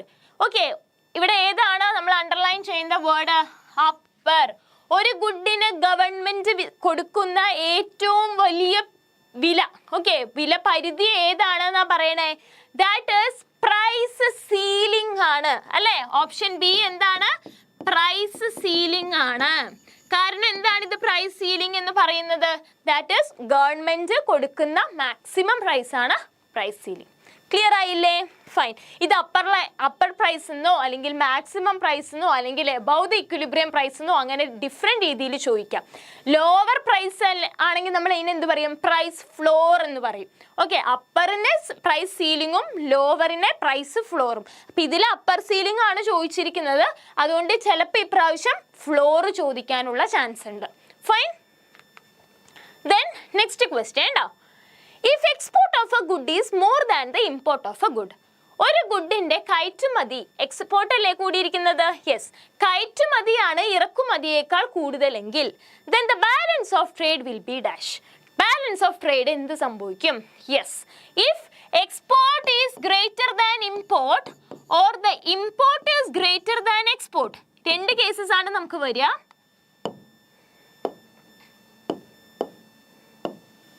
ഇവിടെ എന്താണ് വന്നിരിക്കുന്നത്? എക്സ്പോർട്ട് ഒന്നല്ലെങ്കിൽ ഇമ്പോർട്ടിനേക്കാൾ കൂടാം, അല്ലെങ്കിൽ ഇമ്പോർട്ട് എക്സ്പോർട്ടിനേക്കാൾ കൂടാം. ഇങ്ങനെ രണ്ട് കേസസ് വരാം. ഇവിടെ എക്സ്പോർട്ട് ഓഫ് ദ ഗുഡ് ആണ് കൂടുതൽ. എക്സ്പോർട്ട് കൂടി ഇമ്പോർട്ട് കുറഞ്ഞു കഴിഞ്ഞാൽ ബാലൻസ് ഓഫ് ട്രേഡ് എന്താണ്? സർപ്ലസ് ആണല്ലേ? ഇമ്പോർട്ട് ആണ് കൂടുതലെങ്കിലോ ഇവിടെ ബാലൻസ് ഓഫ് ട്രേഡ് ഡെഫിസിറ്റ് ആണ്. ഇത് തമ്മിൽ ഈക്വൽ ആവുകയാണെങ്കിൽ ബാലൻസ്ഡ് ആണ്. ഈ മൂന്ന് കൺസെപ്റ്റും ആലോചിച്ച് വെക്കുക. അപ്പൊ നമ്മുടെ ഓപ്ഷൻ ഇതിൽ ഏതാണ്? സർപ്ലസ് ആണ്. ഡെഫിസിറ്റ് ആണെങ്കിൽ ഇമ്പോർട്ട് ആണ് കൂടുതൽ, ബാലൻസ്ഡ് ആണെങ്കിൽ രണ്ടും ഈക്വൽ ആണ്, സീറോ ആണെങ്കിൽ അവിടെ അങ്ങനെ ഒരു കാര്യം നടക്കുന്നതേ ഇല്ല. Clear? Fine. Then the imposition of the price ceiling below the equilibrium price leads to. Equilibrium പ്രൈസിന്റെ താഴോട്ട് വരുന്ന ഒരു പ്രൈസ് സീലിംഗ് എന്തിന് കാരണമാവും? Again the question from price ceiling part. അപ്പോൾ എന്ത് മനസ്സിലാക്കാം? ഇമ്പോർട്ടൻ്റ് ആണ് അല്ലേ? ഇപ്പൊ ഈ ക്വസ്റ്റ്യൻ അറിയണമെങ്കിൽ, ഇതിന്റെ ഉത്തരം അറിയണമെങ്കിൽ നമുക്ക് ഇതിന്റെ ഗ്രാഫ് അറിയണം ആണല്ലോ. പ്രൈസ് സീലിംഗ് എന്തായിരുന്നു? ഗവൺമെന്റ് ഒരു സാധനത്തിന് കൊടുക്കുന്ന അപ്പർ പ്രൈസ് അല്ലെങ്കിൽ മാക്സിമം പ്രൈസ് ആണ്. മാക്സിമം എന്ന് പറഞ്ഞു കഴിഞ്ഞാൽ ഇന്നലെ മിസ് പറഞ്ഞു തന്നിരുന്നു, മാക്സിമം എന്ന് പറഞ്ഞാൽ ഇക്വിലിബ്രിയം ലൈനിന്റെ മുകളിലല്ല കൊടുക്കുന്നത്, ഇക്വിലിബ്രിയത്തിന്റെ താഴെയാണ്. ഇക്വിലിബ്രിയത്തിന്റെ താഴെ കൊടുത്തു കഴിഞ്ഞാൽ എന്ത് സംഭവിക്കും എന്നാണ് ചോദ്യം. നമ്മുടെ എക്സ്പോർട്ട് ഇങ്ങനെ വന്നു, ഇമ്പോർട്ട് ഇങ്ങനെ വന്നു, ഇക്വിലിബ്രിയം പ്രൈസ് ഇങ്ങനെ വന്നു, പ്രൈസ് ഇവിടെ വന്നു, ക്യൂ ഇവിടെ വന്നു. ഗവൺമെന്റ് എന്ത് ഇമ്പോസ് ചെയ്തു? ഒരു പ്രൈസ് സീലിംഗ് ഇമ്പോസ് ചെയ്തു ബിലോ ദ ഇക്വിലിബ്രിയം പ്രൈസ്. അപ്പൊ നമ്മുടെ പ്രൈസ് സീലിംഗ് ഇവിടെയാണ് വരിക അല്ലെ? പ്രൈസ് സീലിംഗ് വരുമ്പോൾ ഒബ്വിയസ്ലി ഡിമാൻഡ് എന്ത് ചെയ്യും? സാധനങ്ങളുടെ വില ഇവിടെ 500 രൂപയാണെങ്കിൽ ഇവിടെ 200 രൂപയായി. സാധനങ്ങളുടെ വില കുറയും, ഡിമാൻഡ് കൂടും, Q1 ആവും, സപ്ലൈ കുറയും, Q2 ആവും. അപ്പൊ എന്താണ് ഉണ്ടാവുന്നത്? ഇവിടെ Q1 ഡിമാൻഡും QS എന്താണ്? സപ്ലൈയും ആണ് അല്ലേ? So there happens an excess demand. എന്താണ് സംഭവിക്കുന്നത്? ഡിമാൻഡ് ആണ് കൂടുന്നത്, എക്സസ് ഡിമാൻഡ് ആണ് സംഭവിക്കുന്നത്. ക്ലിയർ ആയല്ലോ? അപ്പൊ നമ്മുടെ ഓപ്ഷൻ എന്താണ്? എക്സസ് ഡിമാൻഡ് ഉണ്ട്, ഡെഫിസിറ്റ് ഡിമാൻഡ് ഉണ്ട്, എക്സസ് സപ്ലൈ ഉണ്ട്, ഡെഫിസിറ്റ് സപ്ലൈ ഉണ്ട്. അപ്പൊ നമ്മുടെ option is excess demand. Okay, option A ആണ്. ഇത് പ്രൈസ് ഫ്ലോറിലാണെങ്കിലോ, ഇവിടെ പ്രൈസ് സീലിംഗ് തന്നപ്പോൾ എക്സസ് ഡിമാൻഡ് ആയി. പ്രൈസ് ഫ്ലോറിലാണെങ്കിൽ ഇത് ഇതിന്റെ മുകളിലേക്ക് പോകും, അപ്പൊ എക്സസ് സപ്ലൈ വരും കേട്ടോ. ആ കൺസെപ്റ്റും കൂടെ നന്നായി ഒന്ന് ആലോചിച്ചിരിക്കുക. കാരണം ഇതിൽ പ്രൈസ് സീലിംഗ് ചോദിച്ചുകൊണ്ട് മേ ബി ഇപ്രാവശ്യം പ്രൈസ് ഫ്ലോർ ചോദിക്കാനുള്ള ചാൻസ് കൂടുതലാണ്. Clear? Then the expenses which rise productive capacity is known as dash. ഒരു സാധനം, ഓക്കെ, ഇതിൽ കുറച്ച് എക്സ്പെൻസസ് തന്നിട്ടുണ്ട്. ഇത് നമ്മുടെ പ്രൊഡക്റ്റീവ് കപ്പാസിറ്റി കൂട്ടണത് ഏത് എക്സ്പെൻഡിച്ചർ ആണ് എന്നാണ്. Consumption expenditure, investment expenditure, export expenditure and none of the above. ഈ 4 എണ്ണത്തിൽ ഏതാണ് പ്രൊഡക്റ്റീവ് കപ്പാസിറ്റി കൂട്ടുന്ന expenditure? Yes, our expenditure is investment expenditure ആണ്. കാരണം ഇൻവെസ്റ്റ്മെന്റ് എക്സ്പെൻഡിച്ചർ എന്ന് പറഞ്ഞു കഴിഞ്ഞാൽ എന്താണ്? We are buying some buildings or buying some equipments or machines or whatever it is. അങ്ങനത്തെ കുറച്ച് സാധനങ്ങളാണ് നമ്മൾ വാങ്ങണത് അല്ലേ? അപ്പൊ ഇങ്ങനത്തെ സാധനങ്ങൾ നമ്മൾ വാങ്ങുമ്പോൾ ഒബ്വിയസ്ലി അവിടെ എന്ത് സംഭവിക്കും? അവിടെ നമ്മൾ ഫ്യൂച്ചറിലേക്കുള്ള ഒരു ഡെവലപ്മെന്റ് പ്രോസസ്സാണ് കൊണ്ടുവരുന്നത്. സോ ഒബ്വിയസ്ലി ഫ്യൂച്ചർ പ്രൊഡക്ടിവിറ്റി നമ്മൾ കൂട്ടും. ഫ്യൂച്ചർ പ്രൊഡക്ടിവിറ്റി കൂട്ടുന്ന ഇൻവെസ്റ്റ്മെന്റ് എക്സ്പെൻഡിച്ചർ ആണ് നമ്മുടെ ഇതിന്റെ answer. Okay, so the productive capacity കൂടുന്ന എക്സ്പെൻസ് ഏതാണ്? That is investment expenditure. Clear ആയില്ലേ? Fine. Then match A with column B and C. Okay, 3 എണ്ണമാണ് തന്നിരിക്കുന്നത്. എയും ബിയും സിയും കൂടെ കമ്പയർ ചെയ്യാനാണ് അവർ പറയുന്നത്. എന്താണ് A? Wealth of nations, principles of economics, general theory of employment, interest and money. 3 ബുക്കാണ്. Alfred Marshall, Keynes, Adam Smith, ഇത് 3 എഴുതിയ ആൾക്കാരാണ്. Great depression, micro economics, father of economics, ഇവരുടെ 3 പേരുടെയും ബ്രാഞ്ച് ആണ്. ഇത് തമ്മിൽ കൂട്ടി യോജിപ്പിച്ചാൽ മതി. സിമ്പിൾ ആണ് അല്ലേ? That is wealth of nation was the book which was written by Adam Smith. Adam സ്മിത്തിന്റെ ആണ് വെൽത്ത് ഓഫ് നേഷൻ, നമുക്കറിയാം. അപ്പൊ Adam Smith option A. Adam Smith is known as the father of economics, അതും നമുക്കറിയാം. So this is option A. Clear? Then Principle of Economics is the book which was written by Alfred Marshall. അത് അഥവാ അറിഞ്ഞില്ലെങ്കിലും നിങ്ങൾ എന്ത് ചെയ്താൽ മതി? Skip to the next option. എന്താണ്? General theory of employment, interest and money. അത് നമുക്കറിയാം. അതാരാണ്? ദാറ്റ് ഈസ് കെയ്ൻസ് ആണ് അല്ലെ? അപ്പൊ ഇത് ഓപ്ഷൻ സി ആണ്. കെയ്ൻസ് ആരുമായിട്ട് റിലേറ്റ് ചെയ്തതാണ്? ഗ്രേറ്റ് ഡിപ്രഷൻ ആണ്. അപ്പൊ ഇതും ഓപ്ഷൻ സി ആണ്. അപ്പൊ ബാലൻസ് വരണ ഒരെണ്ണം ആരായിരിക്കും? ഒബ്വിയസ്ലി ബി ആണ് അല്ലെ? ഇതും ബി ആണ്, ഇതും ബി ആണ്. ഇങ്ങനെയും ഉത്തരം കണ്ടുപിടിക്കാം. ഇത് അറിയില്ല എന്ന് പറഞ്ഞ് വിടണ്ട, അറിയണത് കൂട്ടി യോജിപ്പിക്കുക. അപ്പൊ നമുക്ക് ഏതെങ്കിലും ഒരു ഹിന്റ് ഒളിഞ്ഞു കിടക്കണുണ്ടാവും കേട്ടോ. Fine. Then in India the custodian of foreign exchange reserve is who? ആരാണ്? State Bank of India, Reserve Bank of India, Canara bank and Indian bank. നമുക്കറിയാം that is Reserve Bank of India which was established in 1935 and its headquarters is in Mumbai. Teacher ഇത് വീണ്ടും വീണ്ടും പറയുന്നത് 1935 and established year important ആയതുകൊണ്ടാണ് കേട്ടോ. Then GNP minus depreciation is called dash. Okay, another important part അല്ലേ? GNPയിൽ നിന്നും depreciation minus ചെയ്ത് കഴിഞ്ഞാൽ നമുക്ക് എന്ത് കിട്ടും എന്നാണ് ചോദിക്കുന്നത്. What is GNP? GNP is gross national product. Gross national product ആണ് GNP എന്ന് പറയുന്നത്. അപ്പൊ ഈ ഗ്രോസിന്റെ തൊട്ട് താഴെ കിടക്കുന്ന ആളാരാണ്? നെറ്റ് ആണ് അല്ലെ? അപ്പൊ GNPയിൽ നിന്നും ഡിപ്രിസിയേഷൻ നമ്മൾ മൈനസ് ചെയ്തു. ഡിപ്രിസിയേഷൻ എന്ന് പറഞ്ഞു കഴിഞ്ഞാൽ എന്താ? വിയർ ആൻഡ് ടിയർ അല്ലേ? ആഫ്റ്റർ ഇയേഴ്സ് അതെന്താ? ഡിപ്രിസിയേറ്റ് ചെയ്ത് പോകുന്നതിനെയാണ് നമ്മൾ ഡിപ്രിസിയേഷൻ എന്ന് പറയുന്നത്. അപ്പൊ ഈ GNPയിൽ നിന്നും ഡിപ്രിസിയേഷൻ മൈനസ് ചെയ്താൽ നമുക്ക് ആരെ കിട്ടും? നെറ്റ് നാഷണൽ പ്രൊഡക്റ്റ് കിട്ടും. ആരെയാണ് നമുക്ക് കിട്ടുക? നെറ്റ് നാഷണൽ പ്രൊഡക്റ്റ് ആണ്. അപ്പൊ നമ്മുടെ ഓപ്ഷൻ ഏതാണ്? NNP ആണ്. ഒരിക്കലും NNP GNP യിൽ നിന്നും വീണ്ടും GDP യിലേക്ക് ഇത് പോവില്ല. കാരണം ഇവിടെ N-ഉം ഇത് D-യും ആണ്. ഈ N എന്ന് പറയുന്നത് നാഷണലും ഈ D എന്ന് പറയുന്നത് ഡൊമസ്റ്റിക്കും ആണ്. ഇത് രണ്ടും അല്ലാന്ന് നമുക്ക് എന്തായാലും അറിയാം. That is personal income and personal capital income. അപ്പോൾ അത് പോയി. ദെൻ GDP-യും NNP-യിലും ഏതായിരിക്കും? GDP ആണോ എന്ന് സംശയം വരരുത്. കാരണം ഇതിൻ്റെ നടക്ക് കിടക്കുന്ന ആളെ N ആണ്, നാഷണൽ ഇൻകം ആണ്. അപ്പോൾ അത് കൺസെപ്റ്റ് ആലോചിക്കുക കേട്ടോ. Okay. Then define GDP. GDP define ചെയ്യാനാണ് പറയുന്നത്. എന്താണ് GDP എന്ന് പറഞ്ഞു കഴിഞ്ഞാൽ? GDP is the gross domestic product. It is the total value of all goods and services produced in an economy, especially 1 year. അല്ലേ? എക്സ്പെഷ്യലി 1 ഇയർ, ഒരു കൊല്ലത്തിലേക്ക് ഒരു കൊല്ലം നമ്മൾ ഉൽപ്പാദിപ്പിക്കുന്ന എല്ലാ സാധനങ്ങളുടെയും സേവനങ്ങളുടെയും മൂല്യത്തെയാണ് നമ്മൾ GDP എന്ന് പറയുന്നത്. എവിടെ ഉൽപ്പാദിപ്പിക്കുന്നത്? Within the domestic boundary. Okay, എന്തിനാണ് നമ്മൾ ഇത് ഉൽപ്പാദിപ്പിക്കുന്നത്?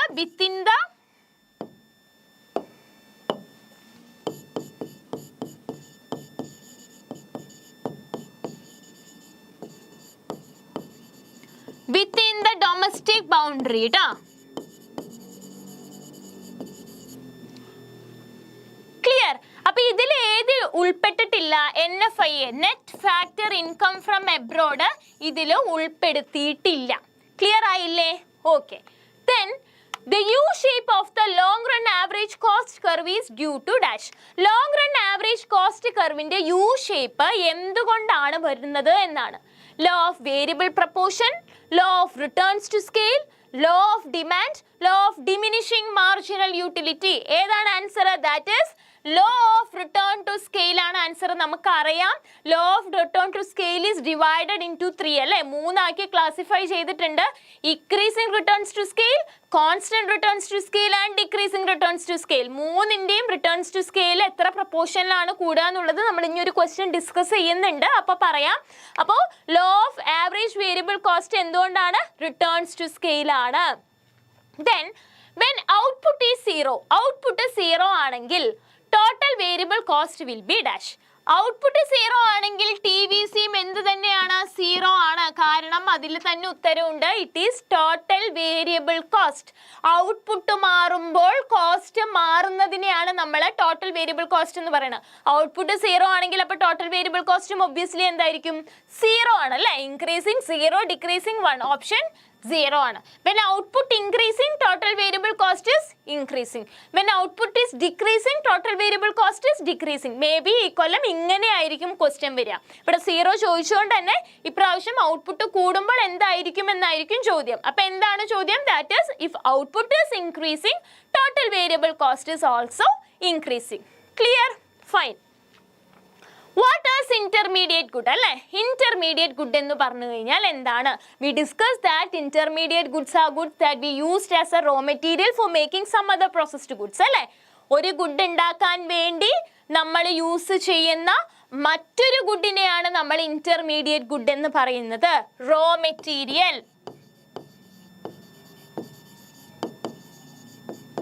ഫോർ മേക്കിംഗ് അതർ ഗുഡ് അല്ലേ? വേറൊരു ഔട്ട്പുട്ടോ ഗുഡോ ഉണ്ടാക്കാൻ. For example, wood for making chairs, wheat for making bread. Okay, അപ്പോൾ raw material for making another output എക്സാമ്പിളും പഠിച്ചു വെക്കുക. അഗെയിൻ ഇന്റർമീഡിയറ്റ് ഗുഡ് ഇമ്പോർട്ടൻറ്റ് പാർട്ടാണ്. Clear? Other things remains the same. മറ്റെല്ലാ സാധനങ്ങളും സെയിം ആണ്, കോൺസ്റ്റന്റ് ആണെങ്കിൽ when price of a commodity decreases, its demand what? When other things remains the same, the price of a commodity decreases, the demand of the good will be increases. This is what we called as law of demand അല്ലേ? ഇതിനെയാണ് നമ്മൾ law of demand എന്ന് പറയുന്നത്. ഒരു സാധനത്തിന്റെ price കുറയുമ്പോൾ, ഇവിടെ price ആണ് കുറഞ്ഞിരിക്കുന്നത്, ഡിമാൻഡ് എന്ത് ചെയ്യും? കൂടുന്നു. ഇതിനെയാണ് നമ്മൾ ലോ ഓഫ് ഡിമാൻഡ് എന്ന് പറയുന്നത് അല്ലേ? വില കുറയുമ്പോൾ ചോദനം കൂടുക, ഡിമാൻഡ് കൂടുന്നതിനെയാണ് നമ്മൾ എന്തെന്ന് പറഞ്ഞേ? That is price, law of demand എന്ന് പറയുന്നത്. അപ്പോൾ ഫോൾസ് ആണോ, റൈസ് ആണോ, നെവർ ചേഞ്ച് ആണോ, കോൺസ്റ്റന്റ് ആണോ എന്നുള്ളതാണ് നമ്മുടെ ചോദ്യം. എന്താണ് അപ്പോൾ ഉത്തരം വരിക? പ്രൈസ് കുറഞ്ഞു, ഡിമാൻഡ് കൂടി. That is rises. ഇതെങ്ങനെയാണ് നമുക്ക് ഗ്രാഫിക്കലി റെപ്രസെന്റ് ചെയ്യാനായിട്ട് പറ്റുക?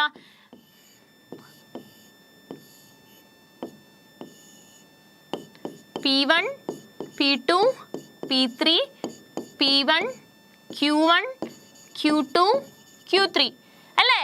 ആദ്യം പ്രൈസ് P1-ലാണെങ്കിൽ ക്വാണ്ടിറ്റി Q1 ആണ്. പ്രൈസ് P2 ആയി കുറഞ്ഞു കഴിഞ്ഞാൽ ക്വാണ്ടിറ്റി കൂടി. പ്രൈസ് P3 ആയാൽ ക്വാണ്ടിറ്റി വീണ്ടും കൂടി. There happens an inverse relationship അല്ലേ? എന്ത് റിലേഷൻഷിപ്പ് ആണ് നമുക്ക് കാണാനായിട്ട് പറ്റുന്നത്? ഒരു ഇൻവേഴ്സ് റിലേഷൻഷിപ്പ് ആണ്. അപ്പൊ അത് ഇപ്രാവശ്യം ചോദിക്കാം. ലോ ഓഫ് ഡിമാൻഡ് എന്ത് റിലേഷൻഷിപ്പിനെയാണ് കാണിക്കുന്നത്? ഇൻവേഴ്സ് റിലേഷൻഷിപ്പ് ആണ്. Okay. If the cash reserve ratio CRR of an economy is 25%, find the value of money multiplier. CRR-ന്റെ വാല്യൂ 25% ആണ് എങ്കിൽ മണി മൾട്ടിപ്ലയറിന്റെ വാല്യൂ കാണാനാണ് പറയുന്നത്. മണി മൾട്ടിപ്ലയറിന്റെ വാല്യൂ എങ്ങനെ കാണും? 1/CRR ആണ് അല്ലേ? That is 1/0.25. പോയിന്റ് എങ്ങനെ വന്നു? ടീച്ചർ ഇതിനെ ഡെസിമൽ ആക്കി മാറ്റിയിട്ടോ, അതുകൊണ്ടാണ് ഇതിന് നമുക്ക് പോയിന്റ് വന്നത് വിച്ച് ഈക്വൽ ടു 4. അപ്പൊ മണി മൾട്ടിപ്ലയർ കാണാനുള്ള ഫോർമുല എന്താണ്? 1/CRR. ദാറ്റ് ഈസ് നമുക്ക് തന്നിട്ടുള്ളതിനെ നമ്മൾ ഡെസിമൽ പോയിന്റിൽ ഇടുക, ഡിവൈഡ് ചെയ്ത് കൊടുത്തു കഴിഞ്ഞാൽ ഉത്തരം കിട്ടും. ക്ലിയർ അല്ലേ? Okay. Then if the price of a commodity falls from 8 to 6 per unit, ഒരു കൊമോഡിറ്റിയുടെ പ്രൈസ് 8 രൂപയിൽ നിന്നും 6 രൂപയായിട്ട് കുറഞ്ഞു. Its quantity demanded rises from 80 units to 100 units. Okay, ഇതിന്റെ ക്വാണ്ടിറ്റി ഡിമാൻഡ് അപ്പൊ എന്ത് ചെയ്തു? 80 യൂണിറ്റ് ഉണ്ടായത് 100 രൂപയായിട്ട് കൂടി. Calculate the price elasticity of demand. എന്ത് ഡിമാൻഡ് ആണ് കാണാൻ പറഞ്ഞിരിക്കുന്നത്? പ്രൈസ് ഇലാസ്റ്റിസിറ്റി ഓഫ് ഡിമാൻഡ് ആണ് കാണാൻ പറഞ്ഞിരിക്കുന്നത്. പ്രൈസ് ഇലാസ്റ്റിസിറ്റി ഓഫ് ഡിമാൻഡ് കാണാനുള്ള ഫോർമുല എന്താണ്? Change in quantity demanded by change in price ആണ് അല്ലേ? Change in quantity demanded by change in price ആണ്. അപ്പൊ ഇതിന്റെ ഇക്വേഷൻ നമ്മൾ എങ്ങനെ എഴുതും? Delta Q by delta P into P by Q. ഇതാണ് നമ്മുടെ ഇക്വേഷൻ. ഇമ്പോർട്ടന്റ് ആണ് അല്ലേ? Delta Q by delta P into P by Q ആണ് നമ്മുടെ ഇക്വേഷൻ. അപ്പൊ അങ്ങനെയാണെങ്കിൽ ഇവിടെ പിയും എന്താണ്, ഡെൽറ്റ പി എന്താണെന്ന് എഴുതണം, ക്യൂ എന്താണ്, ഡെൽറ്റ ക്യൂ എന്താണെന്ന് എഴുതണം. നമുക്ക് നമ്മുടെ ചോദ്യത്തിൽ ഇതൊക്കെ നമുക്ക് ഉണ്ടാകും. എന്താണ് നമ്മുടെ ആദ്യത്തെ പ്രൈസ്? 8 രൂപയാണ് ആദ്യത്തെ പ്രൈസ്. ഡെൽറ്റ പി എന്താണ്? 8 രൂപയിൽ നിന്നും 6 രൂപയായിട്ട് കുറഞ്ഞു. അപ്പൊ അവിടെ ചേഞ്ച് വന്നത് 2 രൂപയാണ്. ഫൈൻ. ആദ്യത്തെ ക്വാണ്ടിറ്റി 80 ആണ്. അപ്പൊ ആദ്യത്തെ ക്വാണ്ടിറ്റി 80 ആണ്. എത്രയായിട്ട് കൂടി? 100 ആയിട്ട് കൂടി. അപ്പൊ മാറ്റം വന്നത് 20 ആണ്. അപ്പൊ ഇത് 20 എഴുതി. ഇക്വേഷനിൽ സബ്സ്റ്റിറ്റ്യൂട്ട് ചെയ്ത് കൊടുത്താൽ പോരെ? ദാറ്റ് ഈസ് 20/8 ഇൻറ്റു 2/80 അല്ലേ? ക്വാണ്ടിറ്റി എത്ര വന്നു? Wait a second.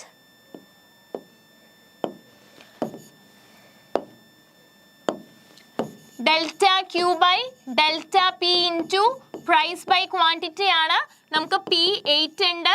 Delta P എത്രയാണ് വന്നത്? 2 ആണ് വന്നത്. നമുക്ക് ഡെൽറ്റ ക്യൂ 80 ഉണ്ട്. ഡെൽറ്റ ക്യൂ എത്രയാണ് വന്നത്?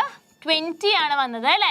അപ്പൊ ആദ്യം 20 ബൈ എന്താണ് ഡെൽറ്റ പി? ഡെൽറ്റ പി ഇവിടെ എത്രയായിരുന്നു? 2 ആയിരുന്നു. ഇൻറ്റു പ്രൈസ് എത്രയാണ്?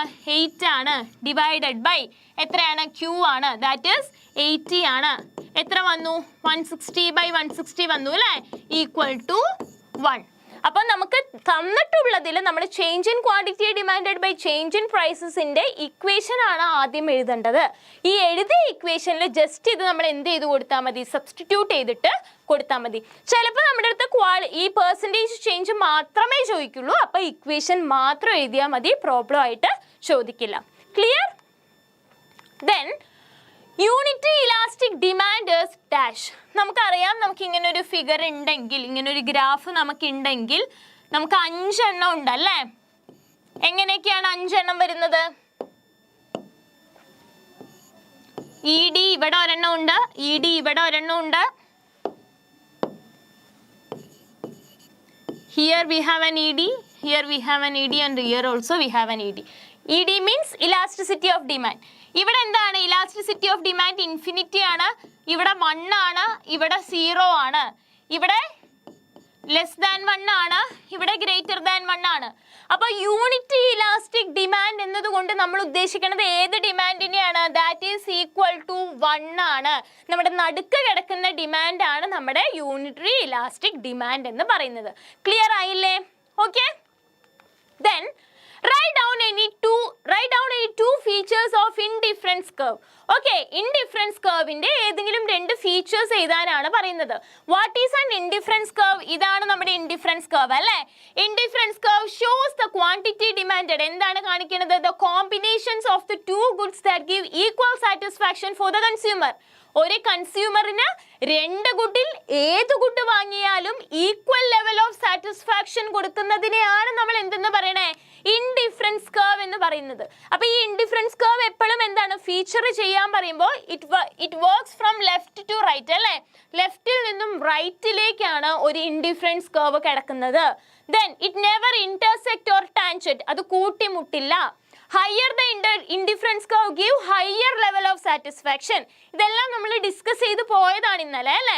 അപ്പൊ ഇൻഡിഫറൻസ് കർവ് എന്ന് പറഞ്ഞു കഴിഞ്ഞാൽ two combination of good that give equal level of satisfaction. അത്രയും കാര്യങ്ങൾ ഓർക്കണം കേട്ടോ. Then problem of choice arises out of scarcity of resources, abundance of resources, limited wants and growth of resources. Problem of choice എന്ന് പറയുന്നത് scarcity of resources ആയിട്ട് ബന്ധപ്പെട്ടതാണ്. കാരണം എന്താണ്? ഒരു റിസോഴ്സ് നമ്മൾ ഒരു കാര്യത്തിന് വേണ്ടി യൂസ് ചെയ്താൽ we didn't have that resources for alternative use. അത് വേറൊരു ഓൾട്ടർനേറ്റീവ് യൂസിന് വേണ്ടി നമുക്ക് ഉപയോഗിക്കാനായിട്ട് പറ്റില്ല. അപ്പൊ അങ്ങനെ പറ്റില്ലാണ്ടാവുമ്പോൾ നമുക്ക് എന്ത് ചെയ്യും? This is because of the scarcity of resources. അപ്പോൾ ഒരു റിസോഴ്സസ് ഉണ്ടെങ്കിൽ അത് എങ്ങനെ പ്രൊഡക്റ്റീവായി യൂസ് ചെയ്യണം എന്ന് നമ്മൾ ഒബ്വിയസ്ലി ചിന്തിച്ചു പോവുക അല്ലേ? അപ്പൊ ഈ പ്രോസസ്സിനെയാണ് നമ്മൾ പ്രോബ്ലം ഓഫ് ചോയ്സിന്റെ സ്കേഴ്സിറ്റി ഓഫ് റിസോഴ്സസ് എന്ന് പറയുന്നത്. ക്ലിയർ? അബണ്ടന്റ് എന്നൊക്കെ പറഞ്ഞാൽ റിസോഴ്സസ് ഒരുപാട് ഉണ്ടെങ്കിലാണ്, നമുക്ക് കുറച്ച് കാശുണ്ടെങ്കിലാണ് നമുക്ക് അയ്യോ ഇത് എന്ത് ചെയ്യണം എന്ന് നമ്മൾ ചിന്തിക്കുള്ളൂ. ഒരുപാട് കാശുണ്ടെങ്കിൽ നമുക്ക് ചിന്തിക്കേണ്ട ആവശ്യമില്ല, നമ്മൾ എന്ത് ചെയ്യും? കുറെ ഇതിനൊക്കെ നമ്മൾ ചെലവാക്കും അല്ലേ? So this is what we called as scarcity of resources. Clear? Fine. Draw liquidity trap. Liquidity trap വരയ്ക്കാനാണ് പറയുന്നത്. അപ്പം ലിക്വിഡിറ്റി ട്രാപ്പ് വരയ്ക്കണമെങ്കിൽ എന്താണ് ലിക്വിഡിറ്റി ട്രാപ്പ് എന്ന് അറിയണോ അല്ലേ? എന്തായിരുന്നു ഒരു ലിക്വിഡിറ്റി ട്രാപ്പ് എന്ന് പറഞ്ഞു കഴിഞ്ഞാൽ, ഒരു സമ്പദ് വ്യവസ്ഥയിൽ ജനങ്ങളുടെ കയ്യിൽ കാശുണ്ടെങ്കിൽ if people hold their money income as okay, അവരുടെ കയ്യിലുള്ള വെൽത്ത് ഒക്കെ അവർ മണി ആയിട്ട് തന്നെ സൂക്ഷിക്കുകയാണ് എന്ന് വെക്കാം. അവർ എന്ത് ചെയ്യില്ല? ഈ മണി ഒന്നും തന്നെ അവർ കൺസംഷൻ പർപ്പസസിന് യൂസ് ചെയ്യുന്നില്ല. If more money is injected into the economy, നമ്മുടെ ഇക്കോണമിയിലേക്ക് കൂടുതൽ മണി ഇൻജെക്റ്റഡ് ആയാൽ പോലും ഇവരെന്ത് ചെയ്യുന്നില്ല? കാശ് വേറെ രീതിക്ക് കൺസംഷന് വേണ്ടി യൂസ് ചെയ്യില്ല. ഇവര് ഇൻട്രസ്റ്റോടെ ആ പലിശ നിരക്കിൽ അതെന്ത് ചെയ്യും? ഹോൾഡ് ചെയ്തുകൊണ്ടിരിക്കും. ഇതിനെയാണ് ലിക്വിഡിറ്റി ട്രാപ്പ് എന്ന് പറയണേ. Okay. A situation the economy will arise when everyone will hold their wealth in money balance. എല്ലാവരും കയ്യിലുള്ള സമ്പത്ത് എങ്ങനെ സൂക്ഷിക്കുകയാണ്? That is in the means of price. Okay, മണിയുടെ രീതിയിൽ നമ്മുടെ കാശായിട്ട് കയ്യിൽ വെക്കുകയാണ്, ലിക്വിഡ് മണി ആയിട്ട് കയ്യിൽ വെക്കുകയാണ്. ഇൻജെക്ട് ചെയ്തു, കൂടുതൽ മണി ഇക്കോണമിയിൽ ഇൻജെക്ട് ചെയ്തു. ജനങ്ങൾ ചെയ്യുന്നുണ്ടോ എന്തെങ്കിലും? ഇല്ല. അവരെന്ത് ചെയ്യും? ബോണ്ടുകളൊന്നും വാങ്ങില്ല. ഗവൺമെന്റിന്റെ കയ്യിൽ നിന്നും ബോണ്ടുകളൊന്നും വാങ്ങാതെ അവർ തന്നെ കയ്യിൽ സൂക്ഷിച്ചുകൊണ്ടിരിക്കും. ഓക്കെ, അപ്പൊ ഈ സൂക്ഷിക്കേണ്ടത് എന്തിന്റെ പ്രതീക്ഷയിലാണ്? റേറ്റ് ഓഫ് ഇൻട്രസ്റ്റ്, പലിശ നിരക്ക് കുറയാതെ തന്നെ വെച്ചുകൊണ്ടിരിക്കും. ഇതിനെയാണ് നമ്മൾ ലിക്വിഡിറ്റി ട്രാപ്പ് എന്ന് പറയണേ. അപ്പൊ ലിക്വിഡിറ്റി ട്രാപ്പിന്റെ ഗ്രാഫ് എങ്ങനെയായിരിക്കും വരുന്നുണ്ടാവുക? ആക്ച്വലി ഇവിടെ നമുക്കൊരു റേറ്റ് ഓഫ് ഇൻട്രസ്റ്റ് ഉണ്ട് അല്ലേ? ഇവിടെ നമുക്കൊരു റേറ്റ് ഓഫ് ഇൻട്രസ്റ്റ് ഉണ്ട്, that is we can denote as R. Okay, അപ്പൊ ഇങ്ങനെ വരുമ്പോ ഇവിടെ കൂട്ടിമുട്ടി ഇത് ഇങ്ങനെ പോവും. ഈ ഒരു പോർഷനെയാണ് നമ്മൾ ലിക്വിഡിറ്റി ട്രാപ്പ് എന്ന് പറയുന്നത്. ഈ ഒരു പോർഷനെയാണ് നമ്മൾ എന്തെന്ന് പറയുന്നത്? ലിക്വിഡിറ്റി ട്രാപ്പ് എന്നതുകൊണ്ട് ഉദ്ദേശിക്കുന്നത്. Okay, it will not come below this line. ഈ ഒരു ഇൻട്രസ്റ്റ് റേറ്റിന്റെ താഴോട്ട് ഇത് വരില്ല, അതൊരു ട്രാപ്പാണ്. അതിനെയാണ് നമ്മൾ ലിക്വിഡിറ്റി ട്രാപ്പ് എന്നതുകൊണ്ട് പറയുന്നത്. ക്ലിയർ ആയില്ലേ? Okay. Then the difference between gross investment and depreciation. Gross investmentൽ നിന്നും ഡിപ്രിസിയേഷൻ മൈനസ് ചെയ്താൽ നമുക്ക് എന്ത് കിട്ടും? ഞാൻ പറഞ്ഞു ഗ്രോസിന്റെ തൊട്ട് താഴെയുള്ള ഗ്രോസിന്റെ അനിയനാണ് നെറ്റ് അല്ലേ? അപ്പൊ നെറ്റിൽ ഇവിടെ ആരാ വരുന്നത്? Net investment. ഗ്രോസ് ഇൻവെസ്റ്റ്മെന്റിൽ നിന്നും നെറ്റ് ഡിപ്രിസിയേഷൻ മൈനസ് ചെയ്താൽ നമുക്ക് നെറ്റ് ഇൻവെസ്റ്റ്മെന്റ് കിട്ടും. അപ്പൊ നെറ്റ് ഇൻവെസ്റ്റ്മെന്റ് പ്ലസ് ഡിപ്രിസിയേഷൻ എന്തായിരിക്കും? ഗ്രോസ് ഇൻവെസ്റ്റ്മെന്റ് ആയിരിക്കും. ഇപ്രാവശ്യം മേ ബി അങ്ങനെ ചോദിക്കാം. നെറ്റ് ഇൻവെസ്റ്റ്മെന്റും ഡിപ്രിസിയേഷനും കൂടിയാൽ എന്താണ്? ദാറ്റ് ഈസ് ഗ്രോസ് ഇൻവെസ്റ്റ്മെന്റ് ആണ്. Okay, Write down any two objectives of the government budget. Government ബഡ്ജറ്റിന്റെ ഏതെങ്കിലും രണ്ട് ഒബ്ജക്റ്റീവ് എഴുതാനാണ് പറയുന്നത്. നമുക്ക് എഴുതാം അല്ലെ? എന്തൊക്കെയാണ്? What is a budget?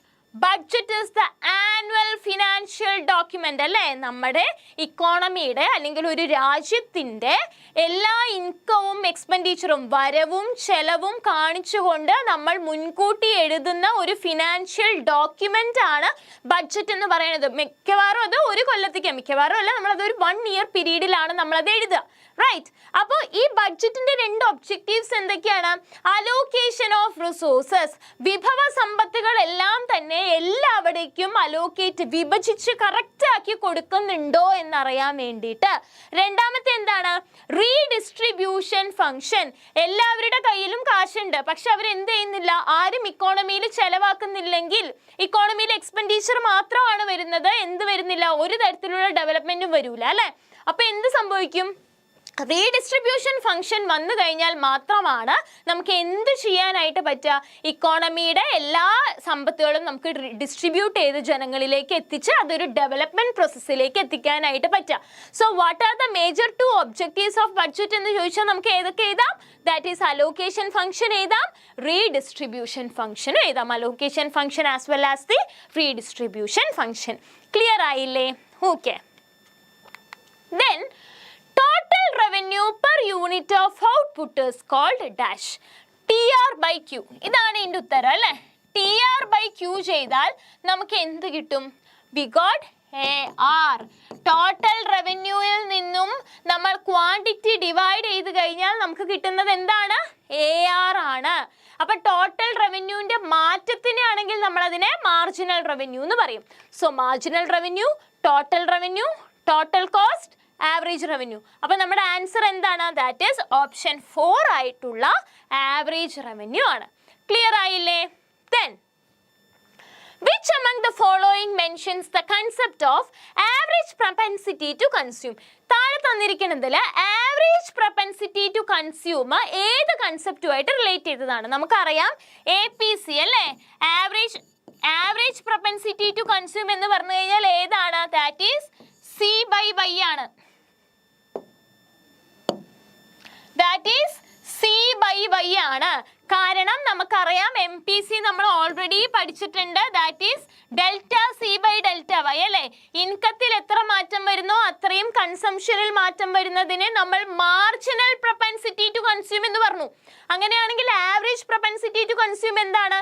Total റവന്യൂവിൽ നിന്ന്, നമ്മുടെ ടോട്ടൽ ആയിട്ടുള്ള കൺസംഷനിൽ നിന്നും ഇൻകത്തിൽ മാറ്റം വരുന്നത്. സോ C/Y ആണ് നമ്മുടെ answer. Average propensity to consume എന്ന് പറയുന്നത്. ആവറേജ് പ്രൊപ്പൻസിറ്റി ടു സേവിങ്സ് ആണെങ്കിൽ ഏത് വരും? SY വരും. ഇത് തന്നെ മാർജിനൽ പ്രൊപ്പൻസിറ്റി ടു സേവിങ്സ് ആണെങ്കിൽ എന്ത് വരും? Delta S/Δy.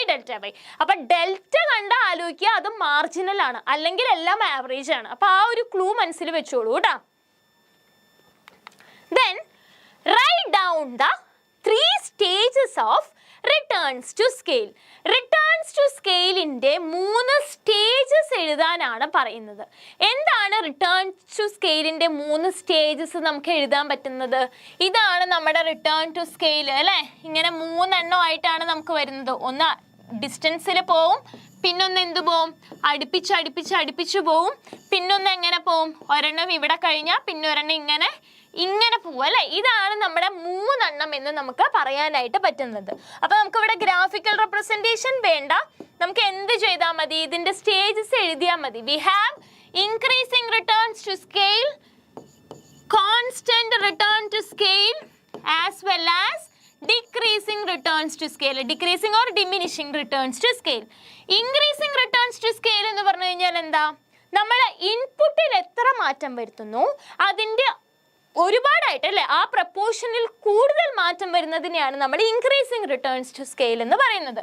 50% ഇൻപുട്ടിൽ മാറ്റം വന്നാൽ 80% ഔട്ട്പുട്ടിൽ മാറ്റം വന്നു. Okay. Constant returns to scale എന്താണ്? 50% ഇൻപുട്ടിൽ മാറ്റം വന്നാൽ 50% തന്നെ ഔട്ട്പുട്ടിൽ മാറ്റം വരുന്നു. അതാണ് constant returns to scale. Decreasing എന്താണ്? 50% ഇൻപുട്ടിൽ മാറ്റം വന്നാൽ നമുക്ക് ലെസ് ദാൻ ദ പ്രപ്പോർഷൻ 50% തന്നെ വരുന്നില്ല. ഇതിനെയാണ് നമ്മൾ ഡിക്രീസിങ് റിട്ടേൺസ് ടു സ്കെയിൽ എന്ന് പറയുന്നത്. നമ്മുടെ റിട്ടേൺസ് ടു സ്കെയിൽ എന്നുള്ള പോർഷനിലെ 3 ഇമ്പോർട്ടൻ്റ് ആയിട്ടുള്ള കൺസെപ്റ്റ് ആണ് increasing, decreasing and constant returns to scale. അപ്പോൾ അതെന്തായാലും പഠിച്ചിരിക്കണം കേട്ടോ. Then, two-sector economy includes dash. Firm and government, firm and household, firm and external sector, household and government. We know that the answer is firm and household. ഒരു two-sector economy ആരൊക്കെ ഉണ്ടാവും? Firms ഉണ്ടാവും, അതേപോലെ തന്നെ ഹൗസ്ഹോൾഡും ഉണ്ടാവും. ഫേമും ഉണ്ടാവും, ഹൗസ്ഹോൾഡും ഉണ്ടാവും. ഫേം ഇവർക്ക് എന്ത് കൊടുക്കും? The firm will spend money. Firm എന്ത് ചെയ്യും? സ്പെൻഡ് ചെയ്യും. For what? For goods and services അല്ലേ? household will spend money for goods and services. household ഇങ്ങോട്ട് സ്പെൻഡ് ചെയ്യുമ്പോൾ ഫേം അങ്ങോട്ട് എന്ത് കൊടുക്കും? ഗുഡ്സ് ആൻഡ് സർവീസസ് കൊടുക്കും. ഈ ഗുഡ്സ് ആൻഡ് സർവീസസിന് വേണ്ടിയിട്ട് ഹൗസ്ഹോൾഡിന്, നമ്മുടെ ഫേമിന് ആരെ ആവശ്യമാണ്? ഫാക്ടർ സർവീസസ് ആവശ്യമാണ് അല്ലേ? നമ്മുടെ ഹൗസ്ഹോൾഡിന്റെ കയ്യിൽ നിന്നും എന്ത് ആവശ്യമാണ്? ഫാക്ടർ സർവീസസ് ആവശ്യമാണ്. അപ്പൊ ഇവരിങ്ങോട്ട് ഫാക്ടർ സർവീസസ് കൊടുക്കും. ഇവരിങ്ങോട്ട് ഫാക്ടർ സർവീസസ് കൊടുക്കുമ്പോൾ ഫാം ഇങ്ങോട്ട് എന്ത് കൊടുക്കും? ഫാക്ടർ പേയ്മെന്റുകൾ കൊടുക്കും. ക്ലിയർ? ആദ്യം ഹൗസ്ഹോൾഡ് ഫേമിന് സ്പെൻഡ് ചെയ്യും. ഈ സ്പെൻഡിങ് ഫേം എന്ത് ചെയ്യും? ഗുഡ്സ് ആൻഡ് സർവീസസ് ആയിട്ട് അങ്ങോട്ട് കൊടുക്കും. ഈ ഗുഡ്സ് ആൻഡ് സർവീസസ് ഉണ്ടാക്കാൻ ഫേമിന് എന്ത് വേണം? ഫാക്ടർ സർവീസസ് വേണം. അപ്പോൾ ഫേം എന്ത് ചെയ്യും? ഇവരുടെ കയ്യിൽ നിന്നും ഫാക്ടർ സർവീസസ് വാങ്ങും. ഈ കൊടുക്കുന്ന ഫാക്ടർ സർവീസസിന് firm will give a factor payment for the household. Clear ആയില്ലേ ഇത്രയും കാര്യങ്ങൾ? Then what is the difference between devaluation and revaluation?